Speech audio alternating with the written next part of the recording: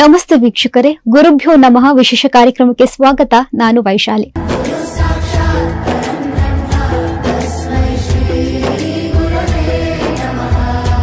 ವಿದ್ಯಾರ್ಥಿಗಳ ಹೆದೆಯ ಹಣತೆಯಲ್ಲಿ ಅಕ್ಷರದ ದೀಪವನ್ನ ಹೊತ್ತಿಸಿ ಅಗಣಿತ ವಿದ್ಯಾರ್ಥಿಗಳ ಪಾಲಿಗೆ ಭವ್ಯ ಬೆಳಕಾಗಿರುವಂತಹ ಶಿಕ್ಷಕರೋರ್ವರು ಇವತ್ತು ನಮ್ಮ ಜೊತೆ ಕಾರ್ಯಕ್ರಮದಲ್ಲಿ ಅತಿಥಿಯಾಗಿ ಆಗಮಿಸಿದ್ದಾರೆ.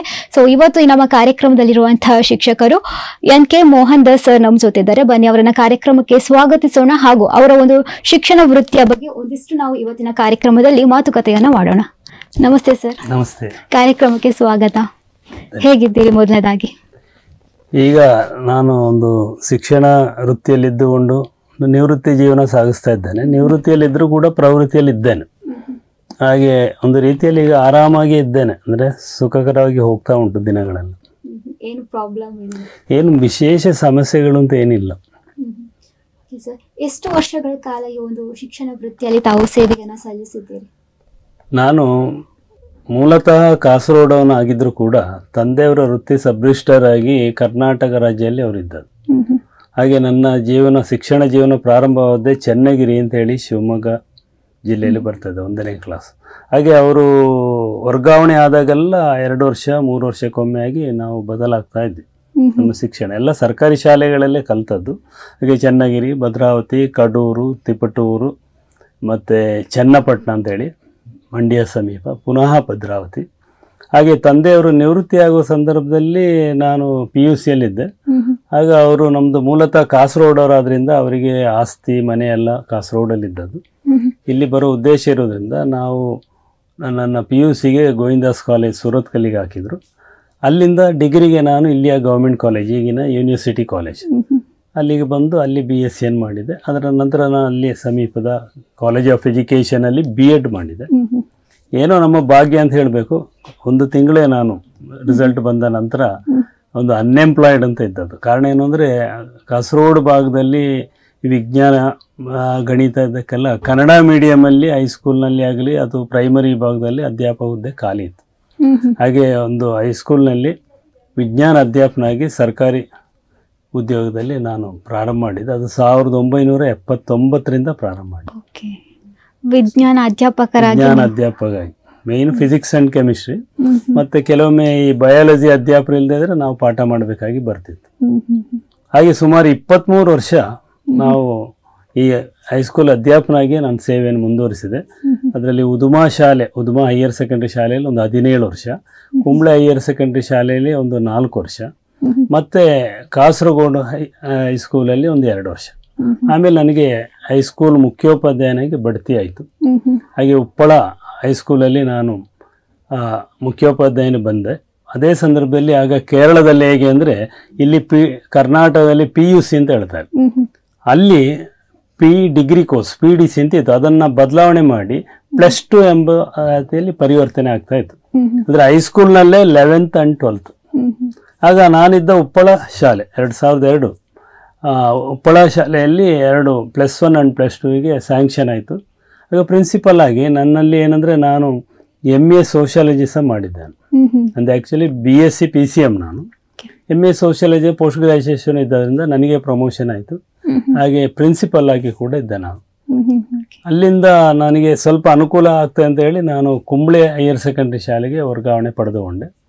ಅಲ್ಲಿ 2 ವರ್ಷ ಸೇವೆಯನ್ನು ಸಲ್ಲಿಸಿದೆ.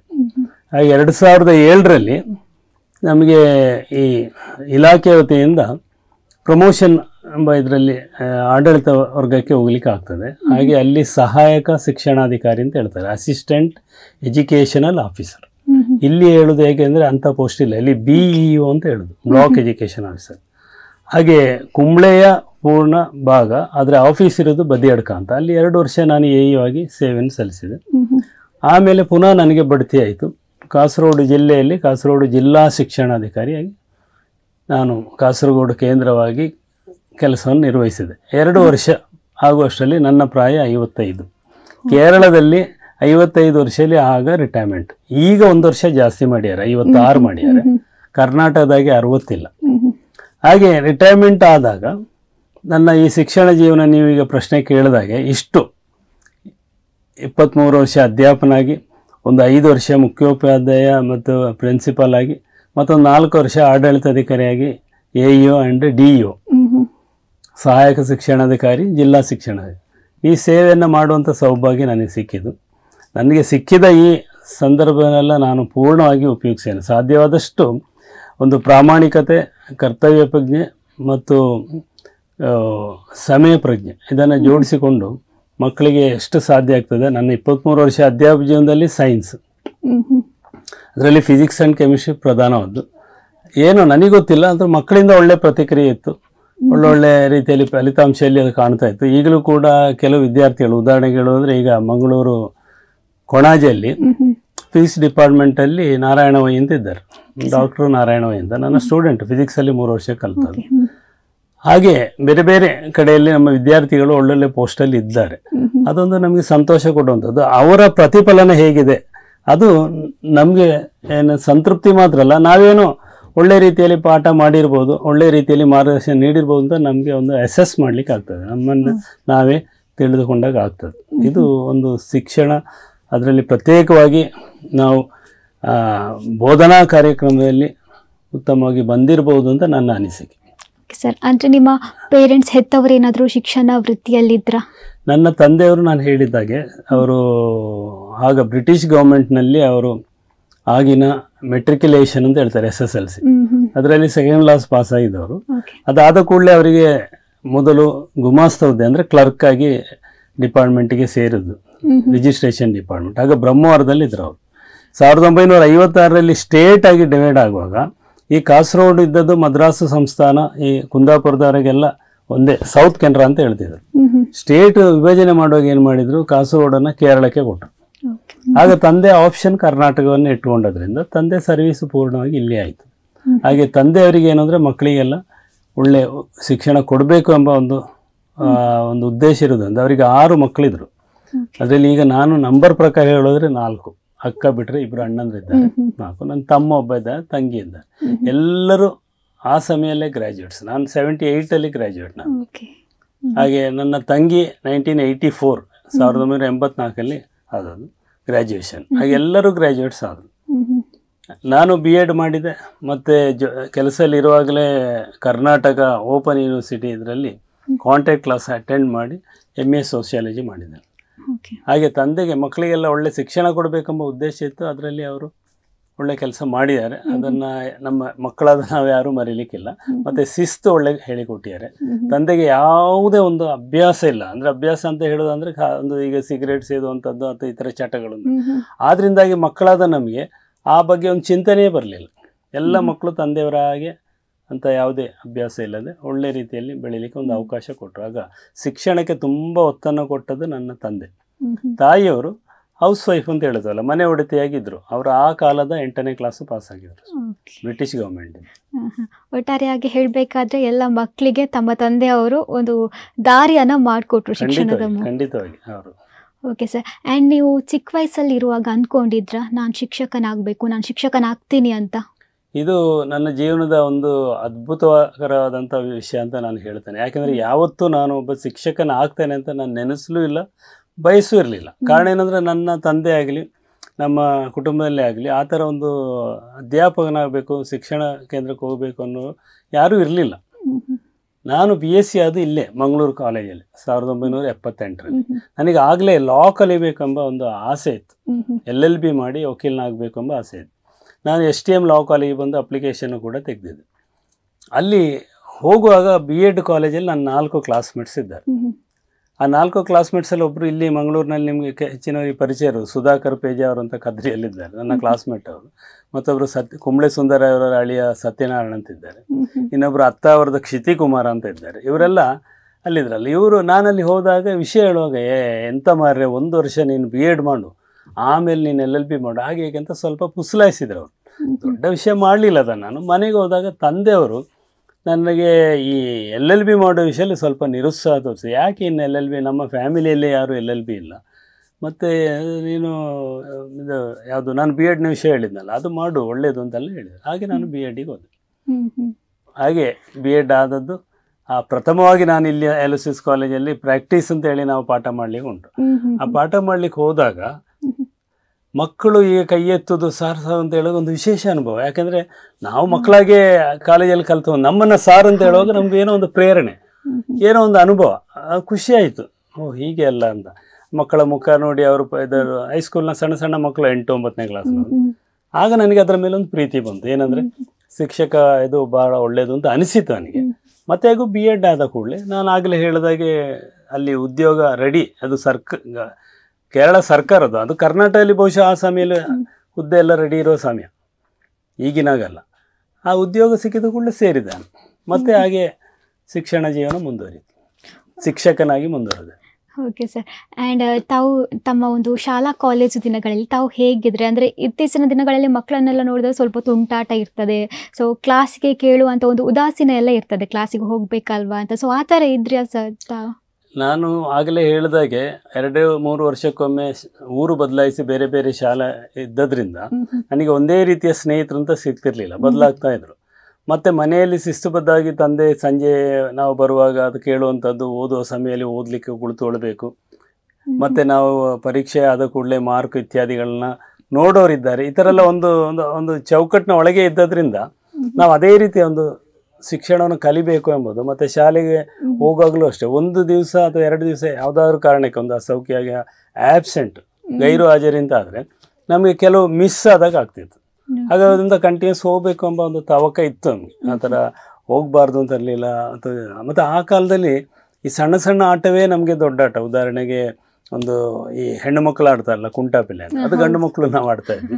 ಮತ್ತು ಕಬಡ್ಡಿ 2 ಟೀಮ್ ಮಾಡಿ ಕಬಡ್ಡಿ ಆಡುವಂಥದ್ದು. ಮತ್ತು ಕುಟ್ಟಿದಾಂಡು ಅಂತ ಹೇಳ್ತಾರೆ ಆ ಕಾಲದಲ್ಲಿ, ಈಗಲೂ ಕೇಳಿರ್ಬೋದು ಇಲ್ಲಿ ಕರ್ನಾಟಕ ಕೇಳಿದ್ದಲ್ಲ ಅಂತ. ಇಂಥದ್ದೆಲ್ಲ ಆಟದಲ್ಲಿ ನಾವು ತುಂಬ ಎಂಜಾಯ್ ಮಾಡ್ತಾ ಇದ್ವಿ. ಶಾಲೆ 4 ಗಂಟೆ ಕಳೆದ್ರೆ ಮತ್ತೊಂದು 5:30-6 ಗಂಟೆವರೆಗೆ ಆಟ. ಆ ರೀತಿ ಇರೋದ್ರಿಂದ ನಮಗೆ ಶಾಲೆ ಎಂಬುದು ಒಂದು ಆಕರ್ಷಣೀಯ ಸ್ಥಳವಾಗಿ ಇತ್ತು, ಹೋಗಬಾರ್ದು ಅಂತ ಅನ್ನಿಸ್ತಾನೆ ಇರಲಿಲ್ಲ. ಇದು ಆವತ್ತಿನ ಕಾಲ. ಹಾಗಾದರೆ ರಿಮಾರ್ಕ್ ಎಂತ ಸಹ ಬರ್ತಾ ಇರಲಿಲ್ಲ, ಹಾಗೇನು ವಿಶೇಷ ಬರ್ತಿರ್ಲಿಲ್ಲ. Okay sir. ಆ್ಯಂಡ್ ಇತ್ತೀಚಿನ ಒಂದು ದಿನಗಳಲ್ಲಿ ಶಾಲೆಯ ವ್ಯವಸ್ಥೆ ಬಗ್ಗೆ ಹೇಳೋದಾದರೆ, ಅದರ ಮುಂಚಿನ ಶಾಲಾ ದಿನಗಳ ವ್ಯವಸ್ಥೆ ಹೇಳೋದಾದರೆ ನಿಮ್ಗೆ ಏನು ವ್ಯತ್ಯಾಸ ಅನಿಸುತ್ತೆ ಸರ್? ಅಂದರೆ ನಾನು ಈಗ ನಿವೃತ್ತಿ ಅದು 2011, ಸುಮಾರು ಈಗ 13 ವರ್ಷ 14 ವರ್ಷ ಆಗಲಿಕ್ಕೆ ಆಯಿತು. ಅಲ್ಲಿರುವ ನನ್ನ ಅನುಭವ ಒಂದು ಹೇಳ್ತೇನೆ. ಮತ್ತು ಅದಕ್ಕಿಂತ ಮುಂಚೆ ನಾನು ಶಿಕ್ಷಕನಾಗಿ ಆಗಲೇ ಹೇಳಿದ್ನಲ್ಲ 23 ವರ್ಷ ಸೇವೆ. ಅದರ ನಂತರ ಹೆಡ್ ಮಾಸ್ಟರ್ ಆಗುವಾಗ ನಾವು ಶಿಕ್ಷಕ ಅನ್ನೋ ಅಂಶ ಕಡಿಮೆ ಆಗ್ತದೆ, ಆಡಳಿತ ಜಾಸ್ತಿ ಆಗ್ತದೆ. ನಂತರ ಅಧಿಕಾರಿ ಆದಮೇಲೆ ಫುಲ್ ಆಡಳಿತವೇ ಆಗಿರ್ತದೆ. ಆಗ ಅವತ್ತಿನ ದಿನಗಳು ಮತ್ತು ಇವತ್ತಿನ ದಿನಗಳು ನೋಡಿದರೆ ನಮಗೆ ಶಿಕ್ಷಕರಿಗೆ ಒಂದು ಕಮಿಟ್ಮೆಂಟ್ ಅಂತ ಹೇಳ್ತಾವೆ ಇಂಗ್ಲೀಷ್ನಲ್ಲಿ. ಅಂದರೆ ಯಾವ ರೀತಿ ನಾವು ಕೆಲಸವನ್ನು ಮಾಡಿ ಮುಗಿಸ್ಬೇಕು ಅಂತ, ಅದರಲ್ಲಿ ಹೆಚ್ಚು ಆಸಕ್ತಿ ನಮಗಿರ್ತದೆ. ಮತ್ತು ನಮ್ಮ ಇಲಾಖೆ ಆಗಲಿ ಮುಖ್ಯೋಪಾಧ್ಯಾಯರಾಗಲಿ ನೋಡುವಂಥದ್ದು, ಅದೇ ರೀತಿ ಪೇರೆಂಟ್ಸ್ ಕೂಡ ಮಕ್ಕಳನ್ನು ಗಮನಿಸೋದು. ಆಗ ನಮಗೇನು ಕಡಿಮೆ ಆಗಬಾರ್ದು ಅಂತ ಆದಷ್ಟು ನಾವು ಶಿಕ್ಷಣಕ್ಕೆ ಒತ್ತುಕೊಂಡು ಹೋಗುವಂಥ ಒಂದು ವ್ಯವಸ್ಥೆ ಇತ್ತು. ಮತ್ತು ಇನ್ನೊಂದು ಏನು ಅಂದರೆ, ಮಕ್ಕಳು ನಮ್ಮನ್ನು ಕಾಣುವಾಗ ಭಯ ಪಡ್ತಾ ಇತ್ತು ಆ ಸಮಯದಲ್ಲ. ಭಯಪಡೋದು ಅಂದರೆ, ಒಂದು ಮಾರನೇ ದಿವಸ ಪ್ರಶ್ನೆ ಕೇಳುವಂಥ ಸಂದರ್ಭದಲ್ಲಿ ಅಥವಾ ಹೋಮ್ವರ್ಕ್ ಕೊಟ್ಟಿದ್ರೆ ನೋಡುವಂಥ ವಿಷಯದಲ್ಲಿ. ಮತ್ತು ನಾವು ಪೆಟ್ಟನ್ನು ಕೊಡ್ತಾ ಇದ್ವಿ. ಈ ಪೆಟ್ಟು ಕೊಡೋದು ಅಂದರೆ ನೋವಾಗಲಿಕ್ಕೆ ಪೆಟ್ಟು ಕೊಡೋದಲ್ಲ. ಎಲ್ಲ ಮಕ್ಕಳ ಮುಂದೆ ಒಂದು ಬೆನ್ನಿಗೆ ಒಂದು ಪೆಟ್ಟು ಕೊಟ್ಟರೆ ಅಥವಾ ಒಂದು ಸಣ್ಣ ಬೆತ್ತೆಯಲ್ಲಿ ಕೈಗೆ ಪೆಟ್ಟು ಕೊಟ್ಟರೆ ಅವರಿಗೆ ಏನೋ ಒಂದು ರೀತಿ ಕಡಿಮೆ ಆಗ್ತದೆ ಮಕ್ಕಳಿಗೆ. ಅದನ್ನಾದರೂ ಅವ್ರು ನೆನೆಸಿ ಕಲಿತಾರೆ. ಆ ಥರ ಒಂದು ವ್ಯವಸ್ಥೆ ಇತ್ತು. ಬೇರೆ ನಿಮಗೆ ಭಾಳ ಅಪರೂಪವಾಗಿ ಸಿಕ್ಕಾಪಟ್ಟೆ ಪೆಟ್ಟು ಕೊಟ್ಟದ್ದೆಲ್ಲ ಅನ್ನೊಂದು ವಿಚಾರ ಬೇರೆ, ಅದು 1% ಮಾತ್ರ. ಹೆಚ್ಚಿನ ಅಧ್ಯಾಪಕರು ಆ ಅಗತ್ಯಕ್ಕೆ ಬೇಕಾದ ಒಂದು ಶಿಕ್ಷಣ ಕೊಡೋದ್ರಿಂದಾಗಿ, ಆ ವ್ಯವಸ್ಥೆ ಇರೋದ್ರಿಂದಾಗಿ ಮಕ್ಕಳು ಕೂಡ ಭಯದ ವಾತಾವರಣ ಸಣ್ಣ ಮಟ್ಟಿಗೆ ಇರೋದ್ರಿಂದ ಕಲೀಲಿಕ್ಕೆ ಒಂದು ವ್ಯವಸ್ಥೆಗಳು ಉತ್ತಮವಾಗಿತ್ತು. ಆದರೆ ಈಗಿನ ಕಾಲದಲ್ಲಿ ಹೇಗೆ ಅಂದರೆ, ಮಕ್ಕಳ ಸಂಖ್ಯೆ ಕಡಿಮೆ. ನಾನೇ ಹೇಳಿದ್ನಲ್ಲ, ನನ್ನ ಅಪ್ಪನಿಗೆ 6 ಜನ ಮಕ್ಕಳು. ಆಗ ಈಗ ಏನಂದರೆ, ಮಕ್ಕಳಿಗೆ 1 ಅಥವಾ 2 ಮಕ್ಕಳು. ತಂದೆ ತಾಯಿಗೆ ಹೇಗೆ ಅಂದರೆ, ಮಕ್ಕಳಿಗೆ ಯಾವ ರೀತಿ ಶಿಕ್ಷಣ ಕೊಡಬೇಕು ಎಂಬುದನ್ನು ಅವರೇ ನಿಶ್ಚಯ ಮಾಡಿರ್ತಾರೆ. ಮಗುವಿನ ಆಸಕ್ತಿ ಏನು, ಮಗುವಿನ ಕೌಶಲ್ಯ ಏನು, ಅದು ತಿಳಿಯುವಾಗ ಸಾಧಾರಣ ಮಗುವಿಗೆ 12 ವರ್ಷ ದಾಟಬೇಕಾಗ್ತದೆ. ಆದರೂ ಅವರ ಆಸಕ್ತಿಗೆ ಹೊಂದಿಕೊಂಡಲ್ಲ, ನನ್ನ ಮಗು ಯಾವ ಶಾಲೆಗೆ ಸೇರಿಸಬೇಕು, ಆ ಪಕ್ಕದ ಮನೆ ಅಥವಾ ಬೇರೆ ನೆಂಟರ ಮಕ್ಕಳು ಅದಕ್ಕೆ ಹಾಗೆ ನನ್ನ ಮಗು ಬೇಕು, ಈ ಥರ ಎಲ್ಲ ಉದ್ದೇಶ ಇಟ್ಟು ಒಂದು ಸ್ಪರ್ಧಾತ್ಮಕ ರೀತಿಯಲ್ಲಿ ಹೋಗ್ತಾ ಇದ್ದಾರೆ ಯಾರು ತಂದೆ ತಾಯಿಗಳು. ಮೊದಲು ಆ ಥರ ಇರಲಿಲ್ಲ. ಮೊದಲು ತಂದೆ ತಾಯಿಗಳಿಗೆ ಆಕಾಂಕ್ಷೆ ಇತ್ತು, ಆಸೆ ಇತ್ತು. ಆದರೆ ಸ್ಪರ್ಧಾತ್ಮಕವಾಗಿ ಹೆಚ್ಚು ಹಣ ಕೊಟ್ಟು ಒಂದು ಕಡೆ ಸೇರಿಸಬೇಕು, ಒಳ್ಳೆ ಆಗಬೇಕಂತ ಸ್ಪರ್ಧೆ ಇರಲಿಲ್ಲ. ಈಗ ಅಂಥ ಸ್ಪರ್ಧೆ ಬಂತು. ಮಕ್ಕಳು ಅಷ್ಟೇ 1-2 ಆದದ್ರಿಂದ ತುಂಬ ಮಕ್ಕಳನ್ನು ಗಮನಿಸ್ತಾರೆ. ಶಾಲೆಯಷ್ಟೇ ಅಧ್ಯಾಪಕರು ಪಾಠ ಮಾಡಬೇಕು, ಎಲ್ಲ ಮಾಡಬೇಕು. ಆದರೆ ಶಿಕ್ಷೆ ಎಂಬುದು ಈಗ ಆಗೋದಿಲ್ಲ. ಕಾರಣ ಏನಂದರೆ, ಶಿಕ್ಷೆ ಅಂತ ಆದ ಕೂಡಲೇ ಇಲ್ಲಿ ಆದ ಘಟನೆ ಒಂದಾಗಿರ್ತದೆ, ಮಗು ಅಪ್ಪನ ಹತ್ರ ಹೇಳುದು, ಯಾಕಂದ್ರೆ ತುಂಬಾ ಮುದ್ದಾಗಿ ಸಾಕಿರ್ತಾರೆ. ಹಾಗೆ ಹೇಳುವಾಗ ಅದು ಬದಲಾಯಿಸಿ ಹೇಳಲಿಕ್ಕೆ ಸಾಕು. 1 ಪೆಟ್ಟು ಕೊಟ್ಟರೆ 4 ಪೆಟ್ಟು ಕೊಟ್ಟು ಅಂತ ಹೇಳಲಿಕ್ಕೂ ಸಾಕು. ಆ ಥರ ಆಗೋ ತಂದೆ ತಾಯಿಗೆ ಪ್ರೀತಿಯೂ ಜಾಸ್ತಿ, ಅವರಿಗೆ ಸಿಟ್ಟು ಬರ್ತದೆ, ಬರ್ತಾರೆ ಮಾರನೇ ದಿವಸ ಕಂಪ್ಲೇಂಟ್ ಕೊಡ್ತಾರೆ. ಈಗಂತೂ ನಿಯಮಗಳು ಹಾಗೇ ಇದೆ, ಮಕ್ಕಳಿಗೆ ಹೊಡೆದ್ರೆ ಕೆಲವೊಮ್ಮೆ ಅಧ್ಯಾಪಕನ ಮೇಲೆ ಕೇಸು ಆಗುವಂಥ FIR ಹಾಕುವಂಥ ಸಂದರ್ಭಗಳು ಈಗ ಬಂದಿದೆ. ಆ ಒಂದು ಬದಲಾವಣೆ ಇದೆ. ಏನಂದರೆ ಮಕ್ಕಳಿಗಿರುವ ಒಂದು ಶಿಕ್ಷಕ ಎಂಬ ಒಂದು ಗೌರವ ಮತ್ತು ಒಂದು ಭಯ. ಈ ಭಯ ಅಂದರೆ ನಾವು ಅದಕ್ಕೆ ಹಲವು ಅರ್ಥದಲ್ಲೂ ಬರ್ತದೆ. ಸಾಂದರ್ಭಿಕವಾಗಿ ಇಲ್ಲಿ ಭಯ ಅಂದರೆ ಗೌರವ ಎಂಬ ಅರ್ಥವೇ ಬರ್ತದೆ. ಆ ವಾತಾವರಣ ಈಗಿನ ಕಾಲದಲ್ಲಿ ಕಡಿಮೆ ಆಗಿದೆ. ಅದರಿಂದ ವಿದ್ಯಾರ್ಥಿ ತನಗೆ ಅನಿಸಿದಾಗೆ ಹೋಗಬೇಕು ಎಂಬ ಭಾವನೆ ಈಗ ಜಾಸ್ತಿ. ಮೊದಲಾಗಲ್ಲ, ಒಂದು ಚೌಕಟ್ಟಿನ ಒಳಗೆ ಇದ್ದುಕೊಂಡು ಕಲಿಬೇಕು, ಮನೆಯವರು ಕೇಳ್ತಾರೆ, ಅಧ್ಯಾಪಕರು ಕೇಳ್ತಾರೆ ಎಂಬ ಇದರಿಂದಾಗಿ ಆ ಒಂದು ವಾತಾವರಣದಲ್ಲಿ ಉತ್ತಮ ಶಿಸ್ತನ್ನು ಪಡೀಲಿಕ್ಕೆ ಅವಕಾಶ ಇತ್ತು. ಓಕೆ ಸರ್, ತಾವೀಗ ಹೇಳಿದ್ರಿ ಮೊದಲಿನ ಕಾಲದಲ್ಲಿ ಒಂದು ಪೆಟ್ಟು ಕೊಟ್ಟು ನಾವು ಕಲಿಸ್ತಾ ಇದ್ವಿ ಅಂತ, ಆದರೆ ಇದೀಗ ಅದು ಬದಲಾಗಿದೆ. ನಿಮ್ಮ ಪ್ರಕಾರ ಆ ಬದಲಾದಂಥ ಯೋಜನೆ ಸರಿಯಾ ತಪ್ಪಾ ಸರ್? ಅದರಲ್ಲಿ ಸರಿ ತಪ್ಪು ಅಂತ ನಾವು ಹೇಳೋದಲ್ಲ, ಯಾಕೆಂದರೆ ಅವತ್ತು ಮಾಡಿದ್ದು ಸರಿ ಎಂಬುದಲ್ಲ. ಅವತ್ತಿನ ಕಾಲದಲ್ಲಿ ವಾತಾವರಣ ಪರಿಸ್ಥಿತಿ ಹಾಗೆ ಇರೋದ್ರಿಂದ ಅವತ್ತದು ನಿಜವಾಗಿ ಸರಿಯೇ. ಇವತ್ತು ಹಾಗೇ ಮಾಡಬೇಕು ಅಂತ ಇಲ್ಲದೇ ಇದ್ರೂ ಕೂಡ ಅಧ್ಯಾಪಕರಿಗೆ ಸಣ್ಣ ಮಟ್ಟಿನ ಶಿಕ್ಷೆ ಕೊಡಲಿಕ್ಕೆ ಪೋಷಕರೇ ಅವರ PTA ಮೀಟಿಂಗ್ ಆಗಲಿ ಇತ್ಯಾದಿಗಳಲ್ಲಿ ಹೇಳಬೇಕು. ನೀವೊಂದು ಸಣ್ಣ ಮಟ್ಟಿಗೆ ಶಿಕ್ಷೆ ಕೊಟ್ಟರೆ ನಮಗೆ ಸಂತೋಷ ಎಂಬುದು ಬರಬೇಕು. ಆ ಸ್ಥಿತಿ ಈಗಿಲ್ಲ. ಹೌದು, ತಿಳಿತಲ್ಲ, ನಾನು ಹೇಳಿಲ್ಲ, ಒಂದು ಸಣ್ಣ ಬೆತ್ತಲ್ಲಿ ಕೈಗೆ 2 ಪೆಟ್ಟು ಕೊಟ್ಟರೆ ನೋವಾಗುವುದಲ್ಲ, ಬಾಕಿ ಮಕ್ಕಳ ಮುಂದೆ ಪೆಟ್ಟು ತಿನ್ನುವಾಗ ಆ ಮಗುವಿಗೆ ಏನಾಗ್ತದೆ ಅಂದರೆ ಕಡಿಮೆ ಆಗ್ತದೆ. ಆ ಭಯ ಇರ್ತದೆ ಅವನಿಗೆ. ಅದರಿಂದಾಗಿ ಅವನು ಮಾಡದೇ ಇರೋರು ಮಾಡ್ತಾನೆ. ನಮ್ಮ ಕೇರಳ ರಾಜ್ಯದಲ್ಲಿ ಹೇಗೆ ಅಂದರೆ, ಅಲ್ಲಿ Kerala education rules and act ಅಂತೇಳಿ ಇರೋದು ನಿಯಮ. ಅದರಲ್ಲಿ ಈ ಥರ ಒಂದು ಅವಕಾಶ ಕೊಟ್ಟಿದ್ರು. ಬೆತ್ತದಲ್ಲಿ ಕೈಯ ಈ ಪಾಮ್ ಅಂತ ಹೇಳ್ತಾರೆ, ಅಲ್ಲಿಗೆ ಪೆಟ್ಟನ್ನು ಕೊಡಬಹುದು ಅಂತ ಇತ್ತು ಮೊದಲು. ಹಾಗೆ ಸಣ್ಣ ಮಟ್ಟಿಗಾದರೂ ಮಗುವಿಗೆ ಒಂದು ಶಿಕ್ಷೆ ಕೊಡುವಂಥದ್ದು ಈಗ ಬೇಕು ಅಂತ ನಾನು ಹೇಳೋದು. ಅಲ್ಲದೆ ಸಿಕ್ಕಾಪಟ್ಟೆ ಹೊಡೆಯುವಂಥದ್ದು ಅಂಥದ್ದೆಲ್ಲ ಇದ್ದರೆ ದೊಡ್ಡ ತಪ್ಪು, ಅದಕ್ಕೆ ಕ್ರಮವೂ ತೆಗಿಬೇಕು, ಹಾಗೆ ಬಿಡಲೂಬಾರ್ದು. ಆದರೆ ಮಗುವಿಗೆ ಒಂದು ಶಿಕ್ಷೆ ಆಗಬೇಕು. ಆ ಶಿಕ್ಷೆ ಎಂಬುದು ನಾವು ಶರೀರಕ್ಕೆ ನೋವಾಗಬೇಕು ಅಂತಿಲ್ಲ. ಈಗ ನಾವು ಇಂಪೋಸಿಷನ್ ಅಂತ ಹೇಳ್ತೇವೆ, ಇದನ್ನು 5 ಸರಿ ಬರೆದು ತಗೊಂಬ, 50 ಸರಿ ಹೇಳ್ಬಾರ್ದು, 5 ಸರಿ. ಅವನು 5 ಸರಿ ಬರೆಯುವಾಗ ಅದು ಕಲ್ತಾಗೂ ಆಗ್ತದೆ, ಪನಿಷ್ಮೆಂಟು ಆಗ್ತದೆ. ಅಂಥದ್ದೆಲ್ಲ ಕೊಡ್ಬೋದು. Okay sir. ಆ್ಯಂಡ್ ಇತ್ತೀಚಿನ ದಿನದಲ್ಲಿ ವಿದ್ಯಾರ್ಥಿಗಳಿಗೆಲ್ಲರಿಗೂ ಒಂದು ದೊಡ್ಡ ಸಮಸ್ಯೆ ಅಂದರೆ ಈವನ್ ಪೇರೆಂಟ್ಸಿಗೂ ಕೂಡ ಮೊಬೈಲ್ ಬಂದದ್ದು. ಸೊ ಹಲವಾರು ಪೇರೆಂಟ್ಸ್ ಏನು ಮಾಡ್ತಾರೆ, ಮೊಬೈಲನ್ನು ಬಳಕೆ ಮಾಡುವಾಗ ಮಕ್ಕಳು ಶಾಲಾ ಕಾಲೇಜ್ಗಳಿಗೆ ಬೈತಾರೆ, ಶಿಕ್ಷಕರಿಗೆ ಬೈತಾರೆ. ಈ ಬಗ್ಗೆ ನಿಮ್ಮ ಅಭಿಪ್ರಾಯ ಏನು ಸರ್? ನಾನು ಅದ್ರ ಬಗ್ಗೆ ಒಂದೆರಡು ಸಭೆಗಳಲ್ಲಿ ನಾನೊಬ್ಬ ಅಧ್ಯಾಪಕ ಎಂಬ ರೀತಿಯಲ್ಲಿ ಮತ್ತು ಒಂದು ಶಿಕ್ಷಣಾಧಿಕಾರಿನ ರೀತಿಯಲ್ಲಿ ಕರೆಸಿದ್ದುಂಟು. ಅಲ್ಲಿ ಸ್ಪೀಚ್ ಮಾಡುವಾಗ ನೀವು ಹೇಳಿದ ಈ ಪ್ರಶ್ನೆಗೆ ಉತ್ತರ ರೀತಿ ಭಾಳ ಸ್ಪಷ್ಟವಾಗಿ ಹೇಳಿದೆ.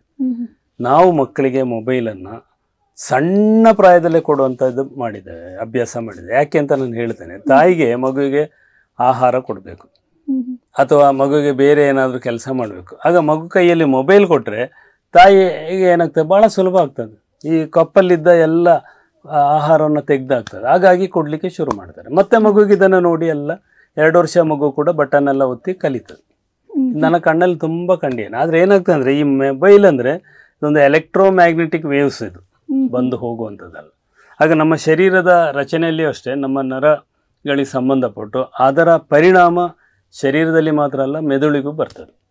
ನಾನು ಕಂಡಾಗೆ ಈ ಮಕ್ಕಳು ತುಂಬ ಆ್ಯಕ್ಟಿವ್ ಇರೋ ಮಕ್ಕಳು ಮೊಬೈಲ್ಗೆ ಚಟಕ್ಕೆ ಒಳಗಾದರೆ ಅವರ ಎಲ್ಲ ಆ್ಯಕ್ಟಿವಿಟಿ ನಿಧಾನವಾಗಿ ಕಡಿಮೆ ಆಗ್ತದೆ. ಇದು ನೋಡಿ, ಸಣ್ಣ ಪ್ರಾಯದ್ದು ನೀವು ಕೇಳಿದ ಪ್ರಶ್ನೆ ಶಾಲಾ ಮಕ್ಕಳು. ಆಗ ಅಲ್ಲಿಂದನೇ ಅದು ಕೊಡಬಾರ್ದು ಎಂಬ ಭಾವನೆ, ಕೊಡಲೇಬಾರ್ದು. ನೀವು ತಾಯಿ ತನ್ನ ಕೆಲಸಕ್ಕೋಸ್ಕರ ಸುಲಭ ಆಗಲಿಕ್ಕೋಸ್ಕರವಾಗಿ ಮಗುವಿಗೆ ಮೊಬೈಲ್ ಕೊಡೋದು ನಿಲ್ಲಿಸಬೇಕು. ಆಮೇಲೆ ಮಗುವಿಗೆ ಯಾವಾಗ ಮೊಬೈಲ್ ನಾವು ಕೊಡಬೇಕಾದ್ದು, ಅವನು ಕಲಿಯೋ ಸಂದರ್ಭದಲ್ಲಿ ಕಲಿಕೆಗೆ ಸಂಬಂಧಪಟ್ಟ ವಿಚಾರ ಇದ್ದರೆ ಅದನ್ನು ನಾವು ಹೇಳಿಕೊಡಬೇಕು. ನೋಡಿ, ಈ ಚಾನಲಲ್ಲಿ ಹೋಗಿ ಹೀಗೆ ಹಾಕಿದರೆ, ಕನ್ನಡದಲ್ಲಿ ಇಂಗ್ಲೀಷಲ್ಲಿ ಹೀಗೆ ಹಾಕಿದರೆ ಇಂಥದ್ದು ನಮಗೆ ಓದಲಿಕ್ಕೆ ಸಿಗ್ತದೆ. ಅದು ಸಾಧಾರಣ ಒಂದು ಪ್ರೈಮರಿ ಸ್ಕೂಲ್ ಸ್ಟೇಜ್ ದಾಟುವಾಗ ವಿಚಾರಗಳು ನೋಡಲಿಕ್ಕೆ ಇರುವಂಥದ್ದು. ಮತ್ತು ಗೇಮ್ಸು ನಾವು ಕೊಡ್ಬೋದು. ಗೇಮ್ಸಿಂದ ಬೇರೆ ಸಿಗ್ತದೆ, ಅದು ಮೊಬೈಲಲ್ಲ, ಟ್ಯಾಬ್ ಅಂತೇಳಿ ಅದೆಲ್ಲ ಕೊಡ್ಬೋದು. ಯಾಕೆಂದರೆ ಅದು ಬ್ರೈನ್ ಆ್ಯಕ್ಟಿವಿಟಿಗೆ ಒಳ್ಳೆಯದು, ಚುರುಕಾಗಲಿಕ್ಕೆ. ಮೊಬೈಲ್ ಕೊಟ್ಟರೆ ಹೀಗೆ ಏನಾಗ್ತದೆ ಅಂದರೆ, ನಮಗೆ ಮಕ್ಕಳ ಪೂರ್ಣ ಆಸಕ್ತಿ ಮೊಬೈಲಲ್ಲಿ ಆಗ್ತದೆ. ಅದನ್ನು ತಪ್ಪಿಸ್ಬೇಕು. ಅಗತ್ಯ ಕೊಡಬೇಕು ಅನ್ನೋ ಕಾಲದಲ್ಲಿ ಕೊಡಿ, ಮಾತ್ರ ಶಾಲೆಗೆ ಕೊಡಲೇಬಾರ್ದು. ಪ್ರತ್ಯೇಕವಾಗಿ 10ನೇ ಕ್ಲಾಸ್ವರೆಗಂತೂ ಕೊಡಲೇಬಾರ್ದು. ಶಾಲೆಗೆ ಕೊಡಬಾರ್ದು. ಮನೆಯಲ್ಲಿ ಆ ಟೈಮ್ ಇಟ್ಟು ಕೊಡಿ. ಅದರ ಬಗ್ಗೆ ಒಂದು ಕಣ್ಣು ಇರಬೇಕು, ಅವನು ಏನು ಕಲಿತಾನೆ ಏನು ನೋಡ್ತಾನೆ ಅಂತ. ಇದು ಹೇಗಾಗ್ತದೆ ಮನೆಯಲ್ಲಿ ಈಗಿನ ಸಮಾಜದಲ್ಲಿ ಹೇಗೆ ಅಂದರೆ ಅಪ್ಪ ಅಮ್ಮನೇ ಮೊಬೈಲಲ್ಲಿ ನೋಡ್ತಾ ಇರ್ತಾರೆ. ಅವ್ರಿಗೆ ಪುರ್ಸೊತ್ತಿದ್ದಾಗೆಲ್ಲ ಮೊಬೈಲ್ ತೆಗೆದು ನೋಡಿ ಆಯಿತು. ಇನ್ನು ಅಪ್ಪ ಅಮ್ಮ ಅಂತಲ್ಲ, ಇನ್ಯಾರಾದ್ರೂ ಹಿರಿಯರಿದ್ರೆ ಅವರು ಮೊಬೈಲ್ ನೋಡ್ತಾರೆ, ಮತ್ತೆ ಮಗು ನೋಡದೇ ಇರ್ತದ. ಆಗ ಮನೆಯಲ್ಲಿ ವಿದ್ಯಾರ್ಥಿ ಇದ್ದಾರೆ ವಿದ್ಯಾರ್ಥಿನಿ ಇದ್ದಾರೆ ಅಂದರೆ ಮನೆಯವರು ಸ್ವಲ್ಪ ಜಾಗ್ರತೆ ಮಾಡಬೇಕು. ಹಾಗಾಗಿ ಮೊಬೈಲ್ನ ಚಟವನ್ನು ಕಡಿಮೆ ಪಕ್ಷ ಒಂದು 10ನೇ ತರಗತಿಯವರೆಗೆ ಇರಲೇಬಾರ್ದು. ಕಾಲೇಜು ಮಟ್ಟದಲ್ಲಿ ಅವರಿಗೆ ಅಗತ್ಯ ಬೀಳುತ್ತೆ. ಯಾಕೆಂದರೆ ನಾವು ಸೈನ್ಸ್ ಆಗಲಿ ಗಣಿತ ಮ್ಯಾಥ್ಸ್ ಆಗಲಿ ಇತ್ಯಾದಿಗಳಿಗೆ ಕ್ವಶನ್ ಆ್ಯಂಡ್ ಆನ್ಸರ್ ಗೂಗಲಲ್ಲಿ ಹೋಗಿ ಸರ್ಚ್ ಮಾಡ್ಬೋದು. ಅದಲ್ಲದೆ ಕೆಲವು ವಿಚಾರಗಳಿಗೆ ನಾವು ಯೂಟ್ಯೂಬಲ್ಲೂ ಹೋದರೆ ಸರ್ಚ್ ಮಾಡಿ ಸಿಗ್ತದೆ. ಈ ಥರ ವಿಚಾರಗಳು ಸಾಮಾಜಿಕ ಚಟುವಟಿಕೆ ಎಲ್ಲ ಆಗ ಬೇಕಾಗ್ತದೆ. ಅದು ಸಹ ನಾವು ಹೀಗೆ ಅಂತ ಕಲಿಸಿಕೊಟ್ಟು ಅವರು ಅದನ್ನು ನೋಡ್ತಾ ಇರ್ತಾರೆ. ಒಳ್ಳೇದು, ಅದಕ್ಕೊಂದು ಟೈಮ್ ಇಡಬೇಕಷ್ಟೆ. ಮತ್ತು ಸಾಧ್ಯವಾದಷ್ಟು ಕಾಲೇಜಿಗೂ ಕೊಡದೇ ಇದ್ರೆ ಒಳ್ಳೇದು ಮೊಬೈಲು. ಆದರೆ ಕೆಲವೊಮ್ಮೆ ಏನಾಗ್ತದೆ ಅಂದರೆ ದೂರಕ್ಕೆ ನಾವು ಕಾಲೇಜಿಗೆ ಕಳಿಸ್ತೇವೆ, 30 ಕಿಲೋಮೀಟರ್ ದೂರ ಪ್ರಯಾಣ ಮಾಡುವಂಥ, ಮನೆಗೆ ಬರೋ ಲೇಟ್ ಆಗ್ತದೆ. ಆಗ ನಮಗೆ ವಿಷಯ ಸಿಗಬೇಕಲ್ಲ ಅವ ಎಲ್ಲಿದ್ದಾನೆ, ಹಾಗಾಗಿ ಬೇಕಾಗ್ತದೆ. ಆಗ ಸಾಧ್ಯ ಆದರೆ ನಾವು ಈ ಸಣ್ಣ ಮೊಬೈಲ್ ಅಂದರೆ ಕರೆ ಮಾಡೋದಕ್ಕೆ ಮಾತ್ರ ಇರುವಂಥ ಮೊಬೈಲ್ ಕೊಟ್ಟರು ಸಾಕಾಗ್ತದೆ. ಬಟ್ ನಾನು ಹೇಳಿದಾಗ ಯಾರು ಮಾಡಲಿಕ್ಕಿಲ್ಲ ಅಷ್ಟೆ. ನನ್ನ ಮಗಳಾಗಲಿ ಅವರು PUC ಆಗಿದೆ ಕೆನರಾ ಕಾಲೇಜಲ್ಲಿ, ಮತ್ತು ನಿಟ್ಟೆಯಲ್ಲಿ ಇಂಜಿನಿಯರಿಂಗ್ ಕಾಲೇಜ್ ಕಲಿತಾರೆ. ಅವರಿಗೆ ಮೊಬೈಲ್ ಕೊಟ್ಟದ್ದೇ ನಿಟ್ಟೆಯಲ್ಲಿ ಇಂಜಿನಿಯರಿಂಗ್ ಕಾಲೇಜ್ ಕಲಿಯೋ ಟೈಮಲ್ಲಿ. ಅದು ಹೇಗೆ ಅಂದರೆ ಅವರು ನಿಟ್ಟೆಗೆ ಹೋಗಿ ಬರೋದು ನೋಡಿ ಆ ಟೈಮಲ್ಲಿ ಬೇಕು ಎಂಬುದಾಗಿ. ಮತ್ತು ಈ ಮೊಬೈಲ್ನ ನಾವು ಚೆಕ್ ಮಾಡ್ತಾ ಇದ್ವಿ, ಅವ್ರಿಗೆ ಗೊತ್ತಿದ್ದು ಚೆಕ್ ಮಾಡ್ತಿದ್ವಿ, ಗೊತ್ತಿಲ್ಲದನ್ನು ಚೆಕ್ ಮಾಡ್ತಾ ಇದ್ವಿ. ಯಾಕೆಂದರೆ ಏನು ತೊಂದರೆ ಆಗಬಾರ್ದು ಅಂತ ಇದು ನಾವು ಪೇರೆಂಟಾಗಿ ಆ ಕೆಲಸ ಮಾಡ್ತಾ ಇದ್ವಿ. Okay sir. ಆಮೇಲೆ ಇತ್ತೀಚೆಗೆ ಕೆಲವೊಂದು ಪ್ರಕರಣಗಳೆಲ್ಲ ಆಗಿವೆ ಸರ್. ಅಂದರೆ ಮೊಬೈಲ್ ಕೊಡಲಿಲ್ಲ ಅಂತ ಪೇರೆಂಟ್ಸ್ ಅವರು ಸುಸೈಡ್ ಮಾಡುವಂಥದ್ದು ಹಲವಾರು ಪ್ರಕರಣಗಳನ್ನೆಲ್ಲ ನಾವು ನೋಡಿದ್ದೇವೆ. ಇದರ ಬಗ್ಗೆ ನಿಮ್ಮ ಅಭಿಪ್ರಾಯ ಏನು ಸರ್? ನಾವು ಹೇಗೆ ಮಕ್ಕಳನ್ನು ಬೆಳೆಸಿಕೊಂಡಿದ್ದೇವೆ ಅದಕ್ಕೆ ಹೊಂದಿಕೊಂಡು ಈ ಮನಸ್ಸಿಗೆ ಅವರಿಗೆ ವಿಚಾರಗಳು ಬರುವಂಥದ್ದು. ನಾವು ಮೊಬೈಲನ್ನು ಕೊಟ್ಟು ಅಭ್ಯಾಸ ಮಾಡಿ ನಿಲ್ಲಿಸುವಾಗ ಸುಸೈಡ್ ಮಾಡಬೇಕು ಅಥವಾ ಸಿಟ್ಟು ಬರುವಂಥದ್ದೆಲ್ಲ ಬರ್ತದೆ. ನಾವು ಪ್ರೀತಿಯಿಂದ ಅವರನ್ನು ಸಾಕಿ ಅದೇ ಅವರಿಗೆ ತಿಳಿ ಹೇಳಿಕೊಂಡು ಬೇಕಾದಾಗ ಅಗತ್ಯಕ್ಕೆ ಕೊಡಬೇಕು ಅಂತ ನಾನು ಆಗಲೇ ಹೇಳಿದ್ದು. ನಾನು ಕೊಡೋದು, ಅದರ ಬಗ್ಗೆ ಜಾಗೃತಿ ವಹಿಸೋದು, ಅದು ಮಾಡಿದರೆ ಅದು ಆಗೋದಿಲ್ಲ. ಇದು ಯಾಕೆ ಈಗ ಆಗ್ತದೆ ಅಂದರೆ ಕೊಟ್ಟಾಯಿತು ನಾವು, ಆಮೇಲೆ ಅದು ಜಾಸ್ತಿ ಆಗ್ತದೆ ಅನ್ನುವಾಗ ಏನಾಗ್ತದೆ ಅಂದರೆ ತಂದೆ ತಾಯಿಗೆ ಅದೊಂದು ಭಾಳ ತೊಂದರೆ ಕಾಣ್ತದೆ. ಇದೇನು ಇವನು ಇದರಲ್ಲೇ ಮುಳುಗಿರ್ತಾನೆ, ಯಾವಾಗಲೂ ಇದನ್ನೇ ನೋಡ್ತಾನೆ ಅಂತ. ಹಾಗಾಗಿ ನಾವು ತಡೆ ಹಿಡಿಯಲಿಕ್ಕೆ ಹೋಗ್ತೇವೆ. ಆ ತಡೆ ಹಿಡಿಯೋದು ನಿಧಾನವಾಗಿ ಆದರೆ ಅದು ಆಗೋದಿಲ್ಲ. ಮೊಬೈಲ್ ತೆಗೆದಿಡೋದು, ಕೊಡಲಿಕ್ಕೆ ಇಲ್ಲ, ಏನಾದರೂ ಆಗಲಿ ಅಂತ. ಆ ಸಂದರ್ಭದಲ್ಲಿ ಈ ಸುಸೈಡ್ ಅಟೆಂಪ್ಟ್ ಎಲ್ಲ ಬರುವಂಥದ್ದು. ಆಗ ಇದರಲ್ಲಿ ಮಕ್ಕಳ ಸೈಕಾಲಜಿಯನ್ನು ತಿಳಿದುಕೊಂಡು ತಂದೆ ತಾಯಿಗಳು ತುಂಬ ಜಾಗ್ರತೆ ಮಾಡಬೇಕು. ಕೊಡುವಾಗಲೂ ಜಾಗ್ರತೆಯಿಂದ ಕೊಡಬೇಕು. ನಾನು ಆಗಲೇ ಹೇಳಿದಾಗೆ ನಾವು ಅದರ ಬಗ್ಗೆ ಸೂಪರ್ವಿಷನ್ ನಮಗೆ ಬೇಕು. ಮತ್ತು ಅದು ವಿಡ್ರಾ ಅಂತ ಹೇಳ್ತೇನೆ ನೋಡಿ, ಅದು ಕಡಿಮೆ ಮಾಡಬೇಕು ಅನ್ನುವಾಗ ಅದು ಹಿತವಚನ ಹೇಳಿ ಬುದ್ಧಿ ಹೇಳಿ ನಿಧಾನವಾಗಿ ಕಡಿಮೆ ಮಾಡಬೇಕು. ಒಮ್ಮೆಲೆ ತೆಗೆದಿಡುವಂಥದ್ದು ಅದೆಲ್ಲ ಮಾಡಬಾರ್ದು. ಯಾಕಂದರೆ ಆಗ ಅವನು ಎಡಿಕ್ಟ್ ಆಗಿರ್ತಾನೆ, ಮೊಬೈಲ್ ಎಡಿಕ್ಟ್. ಆ ಎಡಿಕ್ಟಿಂದ ನಾವು ಹೊರ ತರಬೇಕಾದ್ರೆ ಸ್ವಲ್ಪ ಟೈಮ್ ಬೇಕಾಗ್ತದೆ ಸರ್. ಮತ್ತು ಇನ್ನೊಂದು ಚಿಕ್ಕ ವಯಸ್ಸಲ್ಲಿ ಅಂದರೆ LKG ಆಗಿರ್ಬೋದು, ಫಸ್ಟ್ ಸ್ಟ್ಯಾಂಡರ್ಡ್ ಆ ಥರ ಎಲ್ಲ ಇರುವಾಗ ಮೊದಲೆಲ್ಲ ಏನು ಮಾಡ್ತಿದ್ರು ಅಂದರೆ ಹೋಮ್ವರ್ಕ್ ಎಲ್ಲ ಕೊಡುವಾಗ ಬುಕ್ಕಲ್ಲಿ ಬರಿತಾ ಕೊಡ್ತಾ ಇದ್ರು. ಬಟ್ ಈಗ ಆಗಲ್ಲ, ಮೊಬೈಲ್ಗೆ ಮೆಸೇಜ್ ಸೆಂಡ್ ಮಾಡ್ತಾರೆ ಈ ರೀತಿ ಎಲ್ಲ ಹೋಮ್ವರ್ಕ್ ಇದೆ ಅಂತ. ಸೊ ಇದು ಪೋಷಕರು ಏನು ಹೇಳ್ತಾರೆ ಅಂದರೆ ಮೊದಲೆಲ್ಲ ಬುಕ್ಕಲ್ಲೆಲ್ಲ ಬರಿತಾ ಇದ್ರಲ್ಲ, ಈಗ ಯಾಕೆ ಮೊಬೈಲಲ್ಲಿ ಆ ಸಂದೇಶವನ್ನು ಕಳಿಸ್ತಾರೆ ಅಂತ. ಸೊ ಇದಕ್ಕೆ ಏನು ಹೇಳ್ತೀವಿ? ಇದು ನಾವೊಂದು ಪ್ರಕೃತಿಯ ಒಂದು ತೊಂದರೆ ನಮ್ಮ ಇಡೀ ಲೋಕಕ್ಕೆ ಬಂತು. ಯಾವಾಗಂದರೆ 2020ರಲ್ಲಿ ಕೊರೋನಾ ಎಂಬುದಾಗಿ ಬಂತು. ಈ ಕೊರೋನಾ ಬಂದಾಗ ಇಡೀ ಜಗತ್ತು ಏನಾಯಿತು, ಎಲ್ಲರನ್ನ ಮನೆಯಲ್ಲೇ ಕೂತೊಳಿಸ್ಬೇಕಂತ ಒಂದು ಬಂತು. ನಮ್ಮ ಭಾರತದಲ್ಲೇ ಲಾಕ್ಡೌನ್ ಅಂತ ಬಂತು. ಮತ್ತು ಎಲ್ಲ ಅಲ್ಲಲ್ಲಿ ಅಡಚಣೆ, ಮನೆ ಬಿಟ್ಟು ಹೋಗ್ಲಿಕ್ಕಿಲ್ಲ, ಮನೆ ಬಿಟ್ಟು ಹೋದರೂ ನಿಶ್ಚಿತ ಬೌಂಡ್ರಿ, ಶಾಲೆಗೆ ರಜೆ. ಆ ಸಂದರ್ಭದಲ್ಲಿ ಏನಾಯಿತು, ಆನ್ಲೈನ್ ಶಿಕ್ಷಣ ಅಂತ ಪ್ರಾರಂಭವಾಗುವಾಗ ಮಕ್ಕಳಿಗೆ ಮೊಬೈಲು ಮೂಲಕ ತಿಳಿಸುವಂಥದ್ದು ಕಾರ್ಯಕ್ರಮ ಪ್ರಾರಂಭ ಆದದ್ದು. ಅದನ್ನು ನೆಪ ಅಂತ ಹೇಳೋದಿಲ್ಲ, ನಿಜವಾಗಿ ಬಲವಂತವಾಗಿ ಅದು ಪ್ರಾರಂಭ ಮಾಡಬೇಕಾಗಿ ಬಂತು. ಅದು ಪ್ರಾರಂಭ ಆಯಿತು. ಈಗ ಏನಾಯಿತು ಅಂದರೆ ಅದು ಕಡಿಮೆ ಆಗುವ ಕಾಲಘಟ್ಟದಲ್ಲಿ ಏನಾಯಿತು ಅಂದರೆ ಇಲ್ಲಿ ಶಿಕ್ಷಕರಿಗೂ ಅಥವಾ ಶಿಕ್ಷಣ ಇಲಾಖೆ ಆಗಲಿ ಭಾಳ ಸುಲಭ ಆಗ್ತದೆ. ಯಾಕೆಂದರೆ ಒಂದು ವಿಷಯವನ್ನು ಪ್ರತಿ ಮಗುವಿಂದ ನಾವು ಬರೆಸೋದು, ಆ ಬರೆದ ಮಗುವಿನಲ್ಲಿ ತಪ್ಪಾಗಿದೆ ಸರಿ ಉಂಟಂತ ಮೊದಲೆಲ್ಲ ನೋಡ್ತಿದ್ವಿ, ಅದನ್ನೆಲ್ಲ ಮಾಡೋ ಕೆಲಸ ಇದೆಲ್ಲ ಉಳಿತದೆ. ಮೆಸೇಜ್ ಅನ್ನೋದ್ರೆ ಒಂದು ಕ್ಲಿಕ್ ಹಾಕಿದ ಕೂಡಲೇ ಈಗಿನ ಲಿಮಿಟೇಷನ್ ಪ್ರಕಾರ 5 ಮಗುವಿಗೆ ಸೇರ್ತದೆ. ಹಾಗೆ ಒಂದು 6 ಕ್ಲಿಕ್ ಮಾಡಿದ ಕೂಡಲೇ 30 ಮಕ್ಕಳಿಗೆ ಸಿಗ್ತದೆ. ಕೆಲಸ ಅಧ್ಯಾಪಕರಿಗೆ ತುಂಬ ಸುಲಭ ಆಗ್ತದೆ. ಮತ್ತು ಅಕ್ಷರ ತಪ್ಪು ಇದ್ದಿದ್ದೆಲ್ಲ ಅಧ್ಯಾಪಕರಿಗೆ ಅಲ್ಲೇ ಬಂತು. ಆಗ ಮಗು ಸಿಗುವಂಥದ್ದು ಯಾವುದೇ ಅಕ್ಷರ ತಪ್ಪಿಲ್ಲದೆ ಅಥವಾ ಇದು ವ್ಯಾಕರಣದಲ್ಲಿ ಏನು ತೊಂದರೆ ಇಲ್ಲದೆ ಉತ್ತಮವಾಗಿ ಆ ಪ್ಯಾರಾಗ್ರಾಫು ಅಥವಾ ಪ್ರಶ್ನೆಗಳೆಲ್ಲ ಸಿಗ್ತದೆ. ಆ ರೀತಿ ಒಂದು ಅನುಕೂಲ ಆಗುವಾಗ ಈ ರೀತಿ ಮೊಬೈಲಲ್ಲೇ ಕಳಿಸುವಂಥ ಇದು ವಿಧಾನಗಳು ಜಾರಿ ಬಂದೋಯ್ತು. ಅದು ಇನ್ನು ಅದನ್ನು ತೆಗಿಬೇಕಾದ್ರೆ ಹೇಗೆ ಅಂದರೆ ಅಲ್ಲಿಗೂ ಕೂಡ ಪ್ರತಿಭಟನೆ ಬರ್ತದೆ. ಎಲ್ಲ ವ್ಯವಸ್ಥೆಗಳಿದೆ ಈಗೆಲ್ಲ. ನಾವು ಮಲ್ಟಿಮೀಡಿಯಲ್ಲಿ ಆಗುವಂಥ ಕೆಲಸ ಆಗುವಾಗ ನಾವು ಕಾಲಕ್ಕೆ ಸರಿಯಾಗಿ ಬದಲಾಗಬೇಕು ಎಂಬುದಾಗಿ ಸರ್ಕಾರವೂ ಹೇಳ್ತದೆ, ಇಲಾಖೆಯೂ ಹೇಳ್ತದೆ, ನಮ್ಮ ಸಮಾಜವೂ ಅದನ್ನು ಅಂಗೀಕರಿಸ್ತದೆ. ಆಗ ನಾವು ಬಲವಂತಕ್ಕೆ ನಾವು ಅದಕ್ಕೆ ಬಂದು ಸಿಕ್ಕಾಕೊಂಡಿದ್ದೇವೆ. ಅದರಿಂದ ಪುನಃ ಹಿಂದಕ್ಕೆ ಹೋಗೋದು ಕಷ್ಟ. ಓಕೆ ಸರ್, ಇನ್ನು ಈ ಮೊಬೈಲಲ್ಲಿ ಈ ChatGPT ಅದೆಲ್ಲ ಬಂದಾದ್ಮೇಲೆ ಯೂಟ್ಯೂಬ್ ಎಲ್ಲ, ಸೊ ಅದರಿಂದಲೇ ಮಕ್ಕಳು ಕೆಲವರೆಲ್ಲ ಕಲಿತಾರೆ. ಸೊ ಆವಾಗ ಮಕ್ಕಳಿಗೆ ಏನಾಗುತ್ತೆ, ಕ್ಲಾಸಲ್ಲಿ ಕೂತ್ಕೊಂಡು ಪಾಠ ಹೇಳುವಾಗ ಶಿಕ್ಷಕರು ಇದು ಇರ್ಲಪ್ಪ ನಾನು ChatGPTಯಲ್ಲಿ ನೋಡ್ತೀನಿ, ಯೂಟ್ಯೂಬಲ್ಲಿ ನೋಡ್ತೀನಿ, ದೈಹಿಕವಾಗಿದ್ದರೂ ಸಹ ಮಾನಸಿಕವಾಗಿ ಅವರಲ್ಲಿರಲ್ಲ. ಸೊ ಇದಕ್ಕೇನು ಹೇಳ್ತೀರಿ ಸರ್? ಇದು ಶಿಕ್ಷಕರ ಮೇಲೆ ಪ್ರಭಾವ ಬೀರುತ್ತಾ? ಅದು ಒಂದು ರೀತಿಯಲ್ಲಿ ಶಿಕ್ಷಕರ ಮೇಲೆ ಪ್ರಭಾವ ಅಂದರೆ ಶಿಕ್ಷಣ ವ್ಯವಸ್ಥೆಯಲ್ಲೇ ಒಂದು ಪ್ರಭಾವ ಬೀರ್ತಾ ಉಂಟದು. ಕಾರಣ ಏನಂದರೆ ಮಗುವಿನ ಈ ಇಂಟೆಲಿಜೆನ್ಸ್ IQ ಅಂತ ಹೇಳ್ತೇನೆ ನೋಡಿ, ಅವರ ಸ್ಮರಣ ಶಕ್ತಿ ಮತ್ತು ಗ್ರಹಣ ಶಕ್ತಿ ಇದೆಲ್ಲ ಸಮಾನಾಗಿರುವುದಿಲ್ಲ. ಕೆಲವು ಮಕ್ಕಳು ಭಾಳ ಹುಷಾರಿರ್ತಾರೆ, ಸ್ವಲ್ಪ ವಿಷಯ ತಿಳಿದ ಕೂಡಲೇ ಹೆಚ್ಚು ವಿಷಯ ಅವರು ಮುಂದೆ ಹೋಗಲಿಕ್ಕೂ ತಿಳಿಲಿಕ್ಕೆ ಇರ್ತಾರೆ. ಕೆಲವು ಮಕ್ಕಳು ಅದರಲ್ಲಿ ಸ್ವಲ್ಪ ಮಾಧ್ಯಮಲ್ಲಿ ಇರ್ತಾರೆ, ಕೆಲವು ಭಾಳ ಕೆಳಗಿರೋ ಮಕ್ಕಳು ಇರ್ತಾರೆ, ಎಲ್ಲ ತಿಳಿಯುವಂಥ ವಿಷಯಲ್ಲಿ ಸ್ವಲ್ಪ ನಿಧಾನ. ಆ ಥರ ವ್ಯತ್ಯಾಸಗಳು ಇರ್ತದೆ. ಆಗ ನಾವು ಈ ಹುಷಾರಿರೋ ಮಕ್ಕಳು ಅಂತ ನಾವು ಹೇಳುವಂಥ ಒಂದು ವಿಭಾಗ ಇರ್ತಲ್ಲ, ಆದಷ್ಟು ಬೇಗ ಅಂಥ ಮಕ್ಕಳು ನೀವೀಗ ಹೇಳಿದ ಪ್ರಶ್ನೆಯಲ್ಲಿ ಬರ್ತೇವೆ.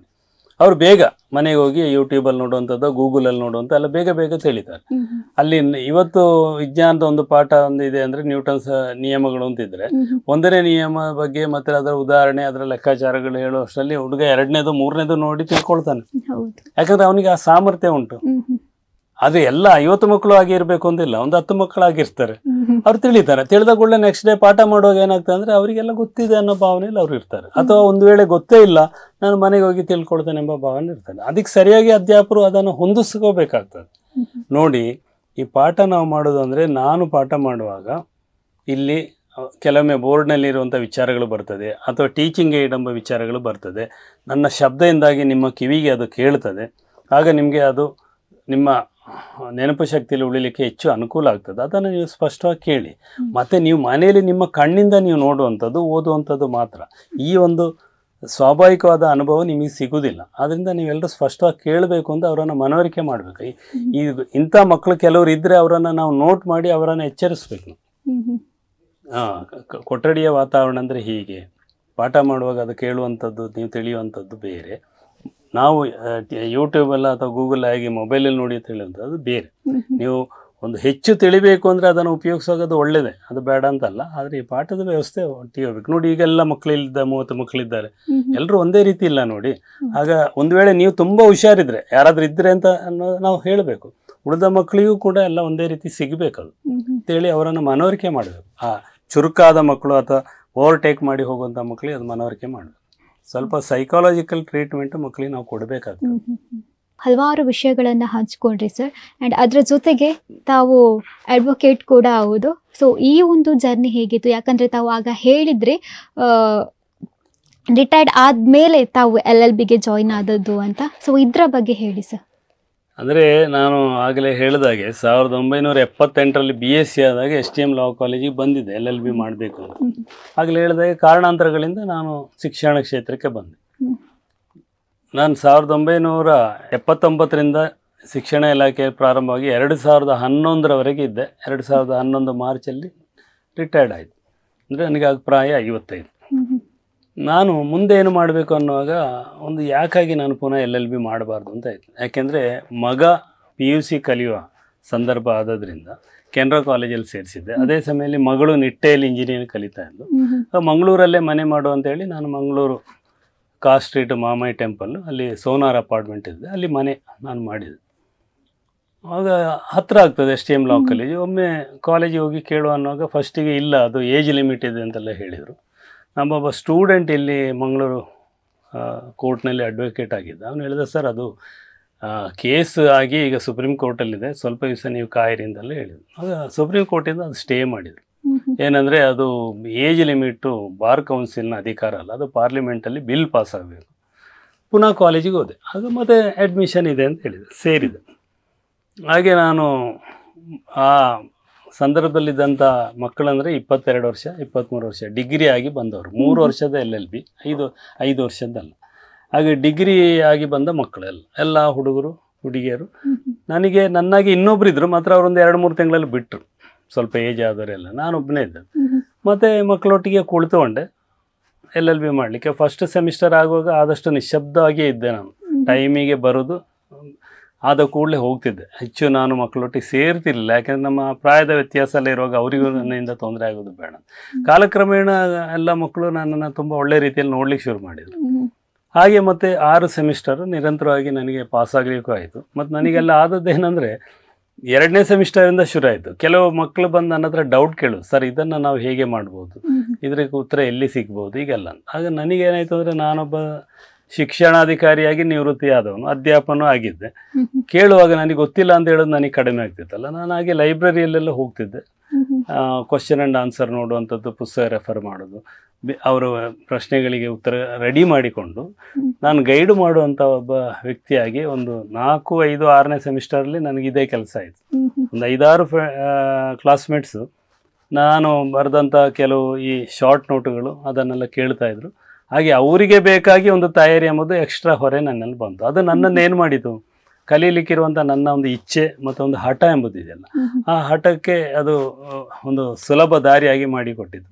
ಹಾಗೆ 6 ಸೆಮಿಸ್ಟರು, ಅದರಲ್ಲಿ ನಾನು 2nd ಕ್ಲಾಸಲ್ಲಿ LLB ಮಾಡಲಿಕ್ಕೆ ಆಯ್ತು ನನಗೆ.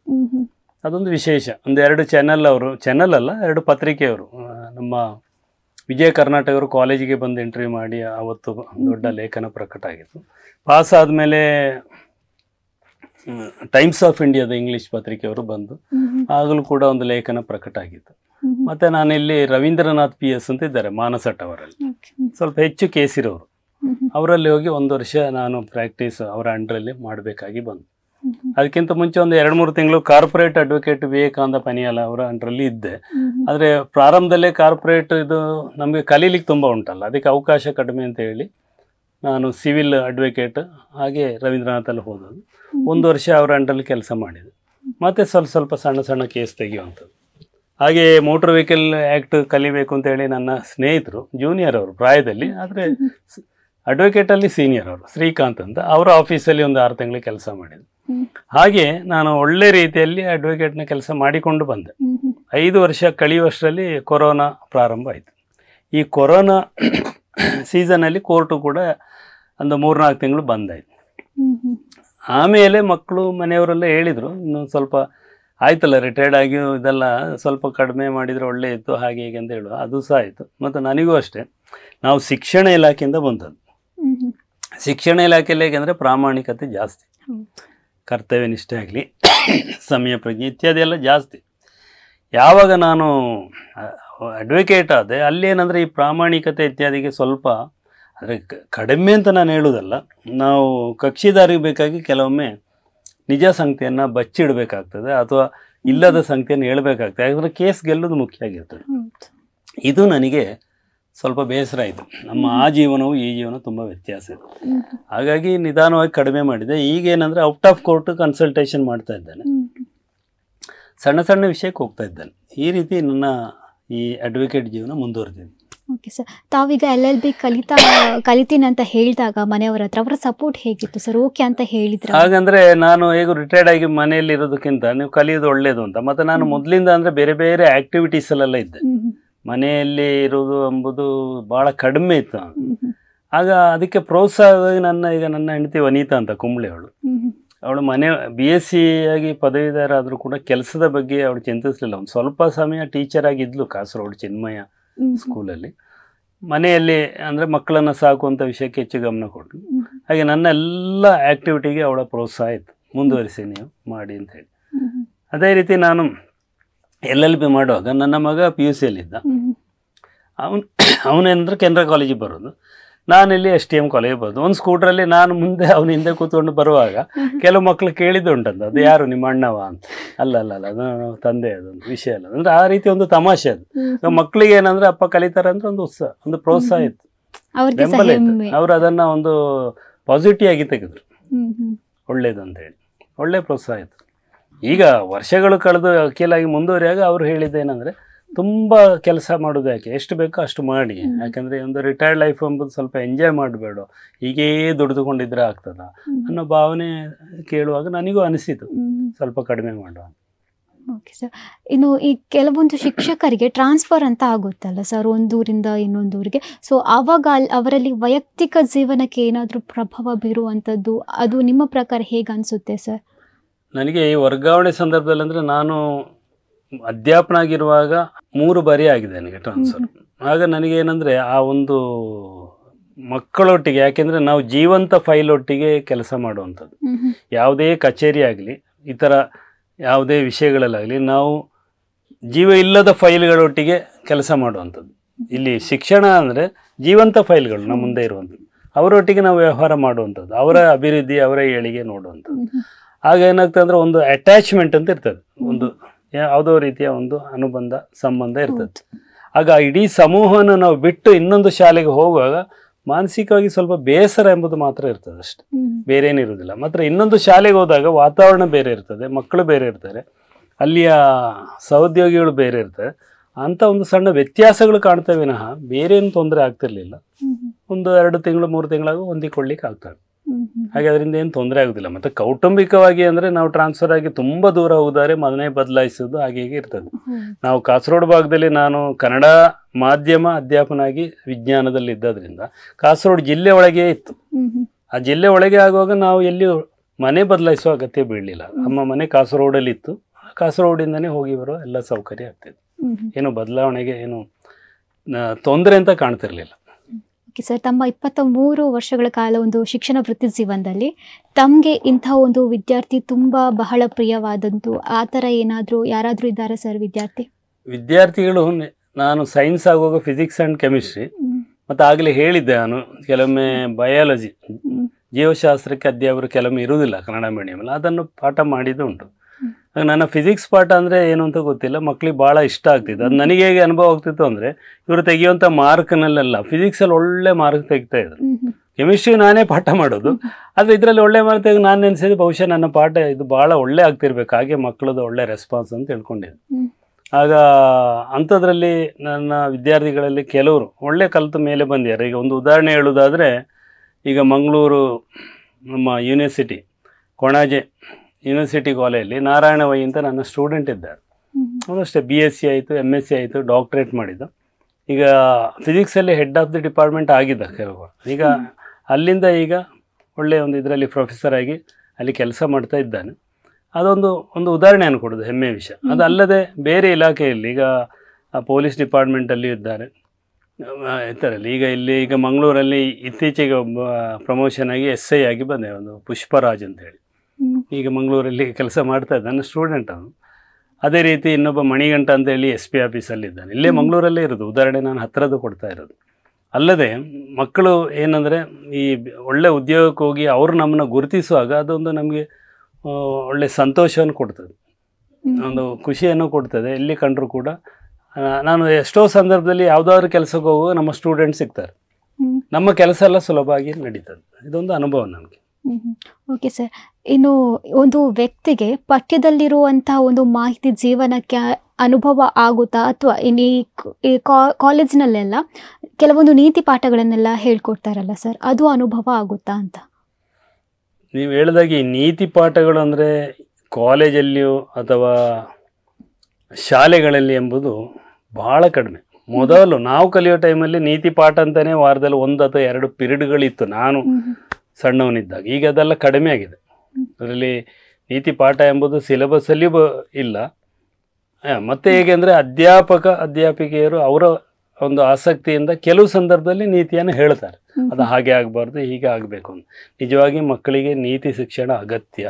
ಆದರೆ ಅದು ಯಾವಾಗ ಅಗತ್ಯ ಅಂತ ನಾನು ಹೇಳ್ತೇನೆ, ಸಣ್ಣ ಪ್ರಾಯದಲ್ಲೇ ಶುರು ಆಗಬೇಕು. ಹೇಗೆ ಅಂದರೆ ಪ್ರೈಮರಿ ಕ್ಲಾಸಿಂದ ಬಂದು ಹೈಸ್ಕೂಲಿಗೆ ಬರುವಾಗಲೇ ನೀತಿ ಪಾಠ, ಆಗ ಅವರ ಮನಸ್ಸಿನಲ್ಲಿ ಅದು ಭಾಳ ಭದ್ರವಾಗಿ ಉಳಿದುಕೊಡ್ತದೆ. ಮತ್ತು ನಮಗೆ ಈ ಅಡೋಲೆಸೆಂಟ್ ಪೀರಿಯಡ್ ಅಂತ ಹೇಳ್ತಾರೆ ನೋಡಿ, 13 to 19 ಕಾಲೇಜ್ ಇದರಲ್ಲಿರುವಾಗ ಈ ನೀತಿ ಪಾಠ ಹೇಳಿದ್ರು ಅದು ಅವರು ತಲೆಗೆ ಹಚ್ಕೊಳ್ಬೇಕು ಅಂತಿಲ್ಲ. ಯಾಕೆಂದರೆ ಆಗ ಸ್ವಲ್ಪ ಕೀಟಲೆ ಜಾಸ್ತಿ ಇರ್ತದೆ, ಸೈಕಾಲಜಿಕಲಾಗಿ ಶರೀರದಲ್ಲಿರುವ ವ್ಯತ್ಯಾಸವೂ ಇರ್ತದೆ. ಅದರಿಂದಾಗಿ ಅದಕ್ಕಿಂತ ಉತ್ತಮ ಏನಂದರೆ ನೀತಿ ಪಾಠ ಪ್ರೈಮರಿ ಮತ್ತು ಹೈಸ್ಕೂಲಲ್ಲೇ ಸಿಗಬೇಕು. ಅದು ಸಿಗೋದು ಕಡಿಮೆ ಈಗ, ಅದು ಕೊಡಬೇಕು ಎಂಬುದು ನನ್ನ ಒಂದು ಅನಿಸಿಕೆ ಹೇಳ್ತಾ ಇದ್ದೇನೆ. ಸರ್, ನಿಮ್ಮ ಪ್ರಕಾರ ಶಿಕ್ಷಣದ ಮಹತ್ವ ಏನಾಗಿರ್ತದೆ ಸರ್? ಏನು ಸರ್? ಶಿಕ್ಷಕರು ಅಂದರೆ ಈಗಾಗಲೇ ಹಲವು ಸಂದರ್ಭದಲ್ಲಿ ಅದು ಬಂದಿದೆ ವಿಚಾರಗಳು. ಒಂದು ದೇಶದ ಆ ಪ್ರಗತಿ ಆಗಲಿ, ಸಂಸ್ಕೃತಿ ಆಗಲಿ ಅಥವಾ ಉನ್ನತಿ ಆಗಲಿ, ಏಳಿಗೆ ಎಂಬುದು ಹೇಳ್ತೇವೆ ನೋಡಿ, ಎಲ್ಲದಕ್ಕೂ ಕಾರಣ ಶಿಕ್ಷಣವೇ ಆಗಿರ್ತದೆ. ನಾವು ಯಾವ ರೀತಿ ವಿದ್ಯಾರ್ಥಿಗಳನ್ನು ತಯಾರು ಮಾಡ್ತೇವೆ, ಮುಂದಿನ ಪ್ರಜೆಗಳು, ಇಂದಿನ ವಿದ್ಯಾರ್ಥಿಗಳೇ ಮುಂದಿನ ಪ್ರಜೆಗಳು ಅಂತ ಹೇಳ್ತಾರೆ ನೋಡಿ. ಈ ಮುಂದಿನ ಪ್ರಜೆಗಳು ನಮ್ಮ ಈ ಶಿಕ್ಷಣ ವ್ಯವಸ್ಥೆಗಳು ಭಾಳ ಉತ್ತಮವಾಗಿದ್ದರೆ ಅದು ಒಂದು ರಾಜ್ಯ ಮಟ್ಟಿಗಾಗಲಿ, ಒಂದು ದೊಡ್ಡ ದೇಶ ಮಟ್ಟಿಗಾಗಲಿ ಉತ್ತಮ ಸ್ಥಿತಿಯಲ್ಲಿ ಹೋಗಲಿಕ್ಕೆ ಅನುಕೂಲ ಆಗ್ತದೆ. ಆಗ ಶಿಕ್ಷಣ ವ್ಯವಸ್ಥಿತವಾಗಿ ಆಗಬೇಕು. ಅದಲ್ಲದೆ ಇದ್ರೆ ಏನಾಗ್ತದೆ ಅಂದರೆ, ಈಗಾಗಲೇ ನಾವು ಕೇಳ್ತಾ ಇರುವ ಹಾಗೆ ಸಾಮಾಜಿಕವಾಗಿ ಕಾಣುವಂತಹ ಕೆಲವು ತೊಂದರೆಗಳು, ವಿದ್ಯಾರ್ಥಿಗಳು ಕೆಲವು ಚಟಗಳಿಗೆ ಬಲಿಯಾಗುವಂಥದ್ದು, ಕೆಲವು ದುಷ್ಕೃತ್ಯಗಳನ್ನು ಮಾಡುವಂಥದ್ದು. ಈಗಾಗಲೇ ನೀವು ಕೇಳಿರ್ಬೋದು, ನೀವು ಯಾವುದೇ ಒಂದು ಕೊಲೆ ಅಂತ ನೀವು ನೋಡಿ, ಅದರಲ್ಲಿ ಆರೋಪಿಗಳು 20 ವರ್ಷ, 22 ವರ್ಷ, 19 ವರ್ಷ ಈ ರೀತಿ ಪ್ರಾಯ ಇರ್ತಾರೆ ನೋಡಿ. ಹಾಗೆ ಕಾರಣ ಏನು ಅಂದರೆ, ಶಿಕ್ಷಣ ವ್ಯವಸ್ಥೆಯಲ್ಲಿ ಅದು ನಾವು ಆ ರೀತಿ ಮಕ್ಕಳ ಮನಸ್ಸನ್ನು ತಂದಿದ್ರೆ ಹೀಗೆ ಬಲಿಯಾಗಲಿಕ್ಕೆ ಅವಕಾಶ ಇರೋದಿಲ್ಲ. ಮತ್ತು ಈ ಚಟಗಳೆಲ್ಲ ಅನ್ಬೇಕಾದ್ರೆ ಬೀಡಿ ಸಿಗರೇಟು ಅನ್ನೋದು ಹಳೆ ಕಾಲ ಐತೆ. ಈಗ ಹೇಗೆ ಅಂದರೆ ನಿಮಗೆ ಗೊತ್ತಿದೆ ಡ್ರಗ್ಸ್ ಅಂತೇಳಿ.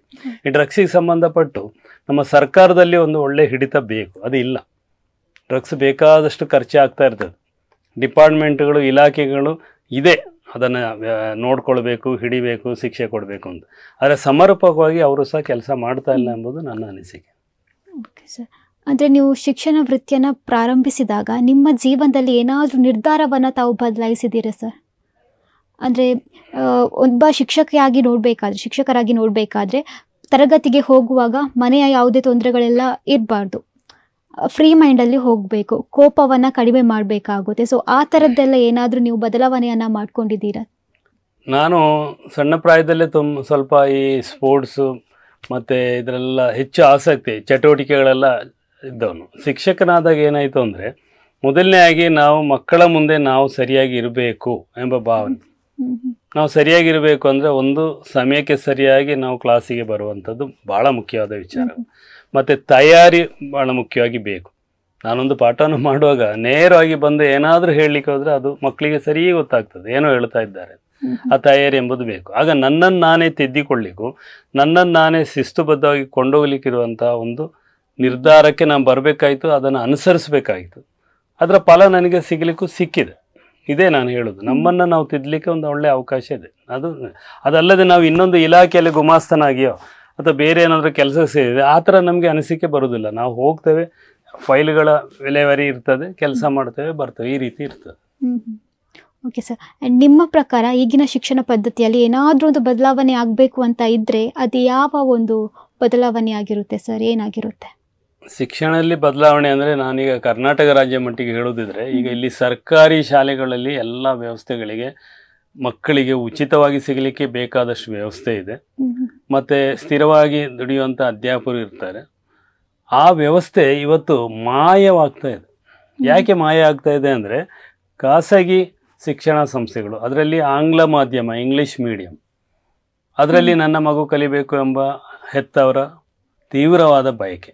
ಅದೇ ನನಗೆ ಎಷ್ಟು ಖರ್ಚಾದರೂ ತೊಂದರೆ ಇಲ್ಲ, ನನ್ನ ಮಗು ಪ್ರೈವೇಟ್ ಖಾಸಗಿ ಸಂಸ್ಥೆಗೆ ಕಳಿಸ್ಬೇಕು ಎಂಬುದು ಸಾಮಾನ್ಯ. ಅಂದರೆ ಕಾರ್ಮಿಕ ವರ್ಗ ಆಗಲಿ, ಇನ್ನೂ ಕೆಳಗಿನ ಕೃಷಿ ಆಗಲಿ, ಕೃಷಿ ಕೆಳಗೆ ಅಂತ ಹೇಳೋದಲ್ಲ, ಅಂದರೆ ಆದಾಯ ಕಡಿಮೆ ಇರೋರು ಆಗಲಿ ನನ್ನ ಮಗುವನ್ನು ಇಂಗ್ಲೀಷ್ ಮೀಡಿಯಂ ಶಾಲೆ ಸೇರಿಸಬೇಕು ಎಂಬುದು ಈ ಥರ ಒಂದು ವ್ಯವಸ್ಥೆ ಇಲ್ಲಿ ಬಂದಿದೆ. ಯಾಕೆಂದರೆ ಶಿಕ್ಷಣ ಇಲಾಖೆಯ ಸರಿಯಾದ ನಿಯಮ ಅಂದರೆ ಏನಂದರೆ, ಶಾಲೆ ವಾತಾವರಣ ಎಂಬುದು ಹೀಗೆ ಅಂತ ಇದೆ. ಶಾಲೆ ಕೊಠಡಿಗಳಾಗಲಿ, ಶಾಲೆಯ ಮೈದಾನ ಆಗಲಿ, ಚಟುವಟಿಕೆಗೆ ಬೇಕಾದ ವ್ಯವಸ್ಥೆಗಳಾಗಲಿ, ಇದೆಲ್ಲ ಬೇಕು. ಈಗ ಏನಾಗಿದೆ, ಒಂದು ಬಿಲ್ಡಿಂಗ್ ಇದ್ರೆ ಸಾಕು, ಅದು ರಸ್ತೆ ಬದಿಯಾಗಲಿ. ನಾನು BC ರೋಡಿಗೆ ಹೋಗೋ ಒಂದು ಶಾಲೆಗೆ ಒಂದು ಗೆಸ್ಟ್ ಆಗಿ ಕರೆದಿದ್ರು, ನೋಡ್ತೇನೆ ಏನಿಲ್ಲ, 3ನೇ ಮಾಳಿಗೆಯಲ್ಲಿ 5-6 ಕೊಠಡಿ ಇದೆ, ಶಾಲೆ ನಡೀತದೆ. ಅವರಿಗೆ ಆ ಮೇಲೆ ಬಂದು ಕೊಠಡಿಯಲ್ಲಿ ಕಲಿಯೋದು, ಕೆಳಗಿಳಿದು ಹೋಗೋದು ಇಷ್ಟೇ. ಮತ್ತು ಯಾವಾಗಾದ್ರೂ ಸ್ಪೋರ್ಟ್ಸಿಗಾಗಿ ವರ್ಷದಲ್ಲಿ 2-3 ಸರಿ ಬೇರೆ ಶಾಲೆ ಗ್ರೌಂಡಿಗೆ ಅನುಮತಿ ಪಡೆದು ಹೋಗಿರ್ಬೋದು ವಿನಃ ನಿತ್ಯವೂ ಆಡುವಂಥದ್ದು, ನಿತ್ಯವೂ ಮೈದಾನ ಎಂಬುದು ಕಾಣೋದು ಇರಲಿಕ್ಕಿಲ್ಲ. ಮತ್ತು ಲೈಬ್ರರಿ ವ್ಯವಸ್ಥೆ, ಪ್ರಯೋಗಶಾಲೆ ವ್ಯವಸ್ಥೆ, ಇದೆಲ್ಲ ಒಂದು ಹೈಸ್ಕೂಲ್ ಆಗಲಿ ಕಾಲೇಜಲ್ಲಿ ಬೇಕು. ಅದು ಮೊದಲೆಲ್ಲ ಗೌರ್ಮೆಂಟ್ ಶಾಲೆಯಲ್ಲಿ ವ್ಯವಸ್ಥಿತವಾಗಿ ಬೇಕಾದ ಫಂಡ್ ಸರ್ಕಾರವೇ ಕೊಡ್ತಿತ್ತು, ಆಗ್ತಾಯಿತ್ತು. ಈಗ ಆಗಲ್ಲ. ಈಗ ಒಳ್ಳೆ ಕಾಲೇಜುಗಳು ಅಂತೇಳಿ ಇದೆ, ನಾನು ಹೇಳಿದಂಥ ಮೈದಾನವೂ ಇದೆ, ಪ್ರಯೋಗಶಾಲೆಗಳೆಲ್ಲ ಇದೆ. ಆದರೆ ಎಲ್ಲ ಕಡೆಯಲ್ಲಿಲ್ಲ. ನೀವು 10 ಶಾಲೆ ತೆಗೆದ್ರೆ ಒಂದು 2-3 ಶಾಲೆಯಲ್ಲಿ ವ್ಯವಸ್ಥೆಗಳಿರ್ತದೆ. ಕೆಲವು ಶಾಲೆ ಏನಿಲ್ಲ, ಫೀಸ್ ತೆಗಿತಾರೆ, ಪಾಠ ಮಾಡ್ತಾರೆ, ಅಪರೂಪಕ್ಕೆ ಚಟುವಟಿಕೆಗೆ ಅವಕಾಶ ಇರುವಂಥದ್ದು ಮಾಡಿಕೊಡ್ತಾರೆ. ಅದರಿಂದಾಗಿ ಬದಲಾವಣೆ ಅಗತ್ಯ ಏನು ಅಂದರೆ, ನಮ್ಮ ಸರ್ಕಾರಿ ಶಾಲೆಗೆ ಸರ್ಕಾರ ಹೆಚ್ಚು ಒತ್ತನ್ನು ಕೊಡಬೇಕು. ಅಲ್ಲಿ ಆಂಗ್ಲ ಮಾಧ್ಯಮ ಪ್ರಾರಂಭ ಮಾಡಿದರೂ ಅದರ ವ್ಯವಸ್ಥೆಗೆ ಅದು ಬೇಕಾದ ಏನು ಕಡಿಮೆ ಇದೆ ಅದು ಸರ್ಕಾರಿ ಶಾಲೆ ಕೊಡಬೇಕು. ಈ ನಮ್ಮ ರಾಜಕೀಯ ವ್ಯಕ್ತಿಗಳಾಗಲಿ ಸಚಿವರಾಗಲಿ ಎಲ್ಲರೂ ಕೂಡ ಸರ್ಕಾರಿ ಶಾಲೆಯ ಕಾರ್ಯಕ್ರಮಗಳಲ್ಲಿ ಭಾಗವಹಿಸಬೇಕು. ಖಾಸಗಿಯನ್ನು ಪ್ರೋತ್ಸಾಹ ಮಾಡೋದು ಕಡಿಮೆ ಮಾಡಬೇಕು. ಯಾಕೆಂದರೆ ಈಗ ಏನಾಗ್ತದೆ ಅಂದರೆ, ಸರ್ಕಾರದಲ್ಲಿ ಫಂಡ್ ಇಲ್ಲ, ಹಣ ಇಲ್ಲ ಅಂತೇಳಿ ಪ್ರೈವೇಟು ಬೇಕಾದಾಗೆ ಮಾಡಲಿ ಅಂತ ಹೇಳ್ತಾರೆ. ನಮ್ಮ ಕೋರ್ಟ್ಗಳು ಕೋರ್ಟಿಗೆ ಹಾಗೆ ಹೇಳಬೇಕಾಗ್ತದೆ. ಯಾಕೆಂದರೆ ಒಳ್ಳೆಯ ವ್ಯವಸ್ಥೆ ಸರ್ಕಾರದ ವತಿಯಿಂದ ಇಲ್ಲದೆ ಇರುವಾಗ ಖಾಸಗಿ ನಡಿಲಿಕ್ಕೆ ಕೋರ್ಟು ಸಹ ಅವಕಾಶ ಮಾಡಿಕೊಡ್ತದೆ. ಹಾಗಾಗಿ ಬದಲಾವಣೆ ಅಂತ ಆಗಬೇಕಾದ್ದೇನು ಅಂದರೆ, ಸರ್ಕಾರಿ ಶಾಲೆಗಳಲ್ಲಿ ಒಳ್ಳೆಯ ವ್ಯವಸ್ಥೆಗಳು ಬರಬೇಕು, ಅಲ್ಲಿ ವಿದ್ಯಾರ್ಥಿಗಳ ಸಂಖ್ಯೆ ಹೆಚ್ಚಾಗಬೇಕು. ಇದು ನಮ್ಮ ಉದ್ದೇಶ. Okay sir. ಆ್ಯಂಡ್ ಹಲವಾರು ವರ್ಷಗಳ ಅನುಭವವನ್ನು ಪಡೆದಿರ್ತಕ್ಕಂಥ ಶಿಕ್ಷಕರು ನೀವು. ಸೊ ಇವತ್ತಿನ ಪೀಳಿಗೆಯ ಶಿಕ್ಷಕರಿಗೆ ತಮ್ಮ ಒಂದು ಕಿವಿ ಮಾತು ಅಂತ ಇದ್ದರೆ ಏನಾಗಿರುತ್ತೆ ಸರ್ ಅದು? ಹಾಗೆ ಹೇಳುವುದಿದ್ರೆ, ನಾವು ಶಿಕ್ಷಕರಿಗೆ ಹೇಳುವಂಥ ಕಿವಿ ಮಾತು ಅಂತಿದ್ರೆ, ನಾವು ಆ ವಿದ್ಯಾರ್ಥಿಗಳನ್ನು ನಮ್ಮ ಮಕ್ಕಳಾಗಿ ನಾವು ನೋಡಬೇಕು. ಒಂದು ಅಂದರೆ ನನ್ನ ಮಗ ನನ್ನ ಮಗಳನ್ನೋ ರೀತಿಯಲ್ಲಿ ಆ ಮಗುವಿನ ಭವಿಷ್ಯದ ಬಗ್ಗೆ ಒಳ್ಳೆ ಹೋಗಬೇಕೆಂಬ ಭಾವನೆ ನಮ್ಮಲ್ಲಿರಬೇಕು. ಮತ್ತು ನಮ್ಮ ಕರ್ತವ್ಯ ಎಂಬುದನ್ನು ಪೂರ್ಣ ಮಾಡಿದೆ ಎಂಬ ತೃಪ್ತಿಯನ್ನು ನಾವು ಪಡೆಯಲಿಕ್ಕೆ ನಾವು ನೋಡಬೇಕು. ಈಗ ಕರ್ತವ್ಯ ಅಂದರೆ ನೋಡಿ, ಅಲ್ಲಿ ಹೊಣೆಗಾರಿಕೆ ಮತ್ತು ಡ್ಯೂಟಿ ಆ್ಯಂಡ್ ರೆಸ್ಪಾನ್ಸಿಬಿಲಿಟಿ ಅಂತ ಹೇಳ್ತಾರೆ. ಡ್ಯೂಟಿ ಅಂದರೆ ಕರ್ತವ್ಯ ಮಾಡಿ ಮುಗಿಸಿದ್ರೆ ನನ್ನ ಟೈಮಿಗೆ ಹೋಗೋದು, ಪಾಠ ಮಾಡೋದು, ಬರೋದು, ಅದು ಕರ್ತವ್ಯ. ಹಾಗಲ್ಲ, ನಾನು ಮಾಡಿದಂತಹ ಬೋಧನೆ ಆಗಲಿ, ನಾನು ಮಾಡಿದಂಥ ಕೆಲಸ ಆಗಲಿ ವಿದ್ಯಾರ್ಥಿಗೆ ಎಷ್ಟರ ಮಟ್ಟಿಗೆ ಸಿಕ್ಕಿದೆ, ಎಷ್ಟರ ಮಟ್ಟಿಗೆ ಅವನು ಅದನ್ನು ಪಡೆದುಕೊಂಡಿದ್ದಾನೆ, ಅಭಿವೃದ್ಧಿ ಆಗಿದೆ ಎಂಬುದನ್ನು ನಾನು ಪ್ರಯತ್ನಪೂರ್ವಕವಾಗಿ ಅದಕ್ಕೆ ಒತ್ತನ್ನು ಕೊಟ್ಟು ಹೆಚ್ಚು ಕೆಲಸವನ್ನು ಮಾಡಬೇಕು. ಅದನ್ನು ಹೊಣೆಗಾರಿಕೆ ಅಂತ ಹೇಳ್ತಾರೆ, ರೆಸ್ಪಾನ್ಸಿಬಿಲಿಟಿ ಅಂತ. ಹಾಗೆ ಮಾಡಿದರೆ ಆ ವಿದ್ಯಾರ್ಥಿಗಳು ಅಷ್ಟೇ ಒಳ್ಳೆ ಸ್ಥಾನಕ್ಕೆ ಮುಟ್ತಾರೆ. ಅಧ್ಯಾಪಕರು ನಿವೃತ್ತರಾಗಲಿ ಅಥವಾ ಎಷ್ಟೇ ವರ್ಷ ಆಗಲಿ ಅವನು ನೆನಪಿಟ್ಕೊಂಡಿರ್ತಾನೆ. ಆ ಗೌರವ ಅಧ್ಯಾಪನಿಗೆ ಸಿಗ್ತದೆ. ಅದು ಸಿಗಬೇಕು ಅಂತ ಮಾಡೋದಲ್ಲ. ನಮಗೇನಂದರೆ ವಿದ್ಯಾರ್ಥಿಗಳು ಒಳ್ಳೆ ಆದರೆ, ನಾನು ಆಗಲೇ ಹೇಳಿದ ಹಾಗೆ ಇಡೀ ದೇಶದಲ್ಲಿ ಪ್ರಜೆಗಳು ಕೂಡ ಒಳ್ಳೆ ಮಟ್ಟಕ್ಕೆ ಬರ್ತದೆ. ಅದು ರಾಜ್ಯಕ್ಕೂ ದೇಶಕ್ಕೂ ಅದು ಉನ್ನತ ಮಟ್ಟಕ್ಕೆ ಕೊಂಡೋಗ್ಲಿಕ್ಕೆ ಆಗ್ತದೆ. ಆದ್ದರಿಂದ ಅಧ್ಯಾಪಕ ವೃತ್ತಿ ಎಂಬುದು ಉಳಿದ ಎಲ್ಲ ವೃತ್ತಿಗಳಿಗಿಂತ ಹೆಚ್ಚು ಪವಿತ್ರವಾದದ್ದು. ಅದರಿಂದಾಗಿ ಆ ವೃತ್ತಿಯನ್ನು ಆತ್ಮಾರ್ಪಣೆಯಿಂದ ಮಾಡಬೇಕೆಂಬುದು ನಮ್ಮ ಕಿವಿ ಮಾತು. Okay sir. ಆ್ಯಂಡ್ ಶಿಕ್ಷಣ ವೃತ್ತಿಯಲ್ಲಾಗಿರ್ಬೋದು ಅಥವಾ ಅಡ್ವೊಕೇಟ್ ಆಗಿರ್ಬೋದು ಅಥವಾ ಇತರ ಚಟುವಟಿಕೆಗಳಲ್ಲಿ ತಮ್ಮನ್ನು ತಾವು ತೊಡಗಿಸಿದ್ದೀರಿ. ಅದಕ್ಕಿಂತ ಹೆಚ್ಚಾಗಿ ಕಲೀಲಿಕ್ಕೆ ಯಾವುದೇ ವಯಸ್ಸು ಬೇಕಾಗಿಲ್ಲ ಅನ್ನುವಂಥದ್ದನ್ನು ತಾವು ತೋರಿಸಿಕೊಟ್ಟಿದ್ದೀರಿ. ಸೊ ಹಾಗಾಗಿ ಇದನ್ನೆಲ್ಲ ನಿಮ್ಮ ಜೀವನದ ಸಾಧನೆ ಅಂತ ನಾವು ಹೇಳಲೇಬೇಕು. ನಿಮ್ಮ ಈ ಒಂದು ಸಾಧನೆ ನಿಮ್ಮ ಜೀವನದಲ್ಲಿ ಎಷ್ಟು ಹೆಮ್ಮೆ ಇದೆ ಸರ್?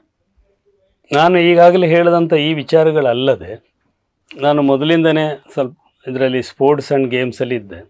ಅದರಲ್ಲಿ ಹಾರ್ಡ್ಬಾಲ್ ಕ್ರಿಕೆಟ್ ಅದರಲ್ಲಿ ಒಂದು ಒಳ್ಳೆ ಪ್ಲೇಯರ್. ಈ ಗೌರ್ಮೆಂಟ್ ಕಾಲೇಜಲ್ಲಿ ಡಿಗ್ರಿಯಲ್ಲಿ ಕಲಿಯುವಾಗಲೂ ಒಂದು ಪ್ಲೇಯರ್ ಆಗಿದ್ದೆ ನಾನು.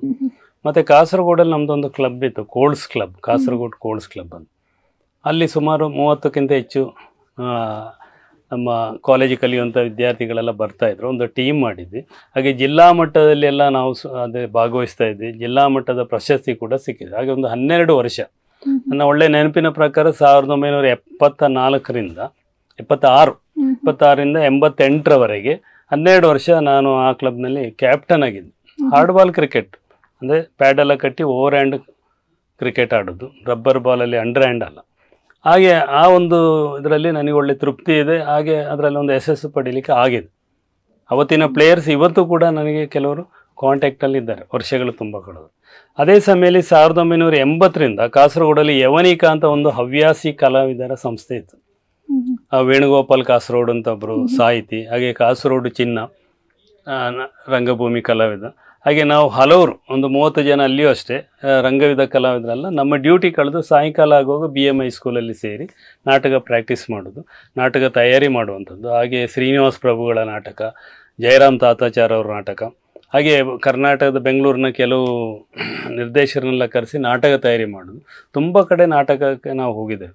ಕರ್ನಾಟಕದಲ್ಲಿ ಹೇಳುವಾದರೆ ಈಗ ಸೌತ್ ಕೇಂದ್ರದಲ್ಲಿ ಬೇರೆ ಬೇರೆ ಸ್ಥಳ, ಮಡಿಕೇರಿ ಅಲ್ಲದೆ ಬೆಂಗಳೂರು ಎಲ್ಲ ಆಗಿ ನಾವು ಹೊರ ರಾಜ್ಯ ಆಗಿ ಸೋಲಾಪುರ ಹೋಗಿದ್ದೇವೆ, ಬಾಂಬೆ ಹೋಗಿದ್ದೇವೆ, ಡೆಲ್ಲಿಗೆ ಹೋಗಿದ್ದೇವೆ. ಇದೆಲ್ಲ ಹವ್ಯಾಸಿ ಕಲಾವಿದರ ಒಂದು ರಂಗಭೂಮಿ ಆಗಿದೆ. ಅದರಲ್ಲಿ ನಾನು ತೊಡಗಿಸಿಕೊಂಡಿದ್ದೆ. ಕೆಲವು ನಾಟಕದಲ್ಲಿ ನಾನು ಪಾತ್ರಧಾರಿ ಆಗಿದ್ದೇನೆ, ಮುಖ್ಯ ಪಾತ್ರಧಾರಿ ಅಲ್ಲ, ಸಹ ನಟನಾಗಿ ನಾನು ಅದರಲ್ಲಿ ನಾಟಕಗಳನ್ನು ಆಡಿದ್ದೇನೆ.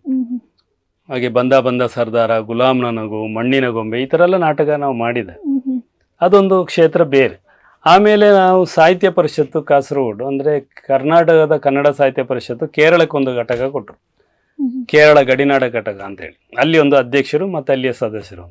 ಹಾಗೆ ಲಲಿತಾ ಎಸ್ ಎನ್ ಭಟ್ ಅನ್ನೋರು ಅಧ್ಯಕ್ಷರಾಗಿದ್ದು, ಆಗ ನಾನು ಅಲ್ಲಿ ಗೌರವ ಕಾರ್ಯದರ್ಶಿಯಾಗಿ ಅವರೊಟ್ಟಿಗೆ ಕೆಲಸ ಮಾಡಿದ್ದೇನೆ. ಮತ್ತು ಐ ವಿ ಭಟ್ ಅನ್ನೋರು ಅಧ್ಯಕ್ಷರಾಗಿದ್ದರು, ಆಗ ಅವರೊಟ್ಟಿಗೆ ನಾನು ಖಜಾಂಜಿಯಾಗಿ, ಗೌರವ ಖಜಾಂಜಿಯಾಗಿ ಕೆಲಸ ಮಾಡಿದ್ದೇನೆ. ಹಾಗೆ ಸಾಹಿತ್ಯ ಪರಿಷತ್ನಲ್ಲಿ ಒಂದು ಆಡಳಿತ ವಿಷಯದಲ್ಲಿಯೂ ಮತ್ತು ಸಾಹಿತ್ಯದ ಕಾರ್ಯಕ್ರಮಗಳನ್ನು ಆರ್ಗನೈಸ್ ಮಾಡುವಂಥದ್ದು, ನಾವು ಎಲ್ಲೆಲ್ಲಿ ವ್ಯವಸ್ಥೆ ಮಾಡುವಂಥದ್ದು, ಕೆಲಸ ಮಾಡೋದು, ಅದು ಕೂಡ ನನಗೆ ಮಾಡಲಿಕ್ಕೆ ಅವಕಾಶ ಸಿಕ್ಕಿದೆ. ಅದು ಒಳ್ಳೆಯ ರೀತಿಯಲ್ಲಿ ಮುಂದುವರಿಸಲಿಕ್ಕೆ ಆಗಿದೆ.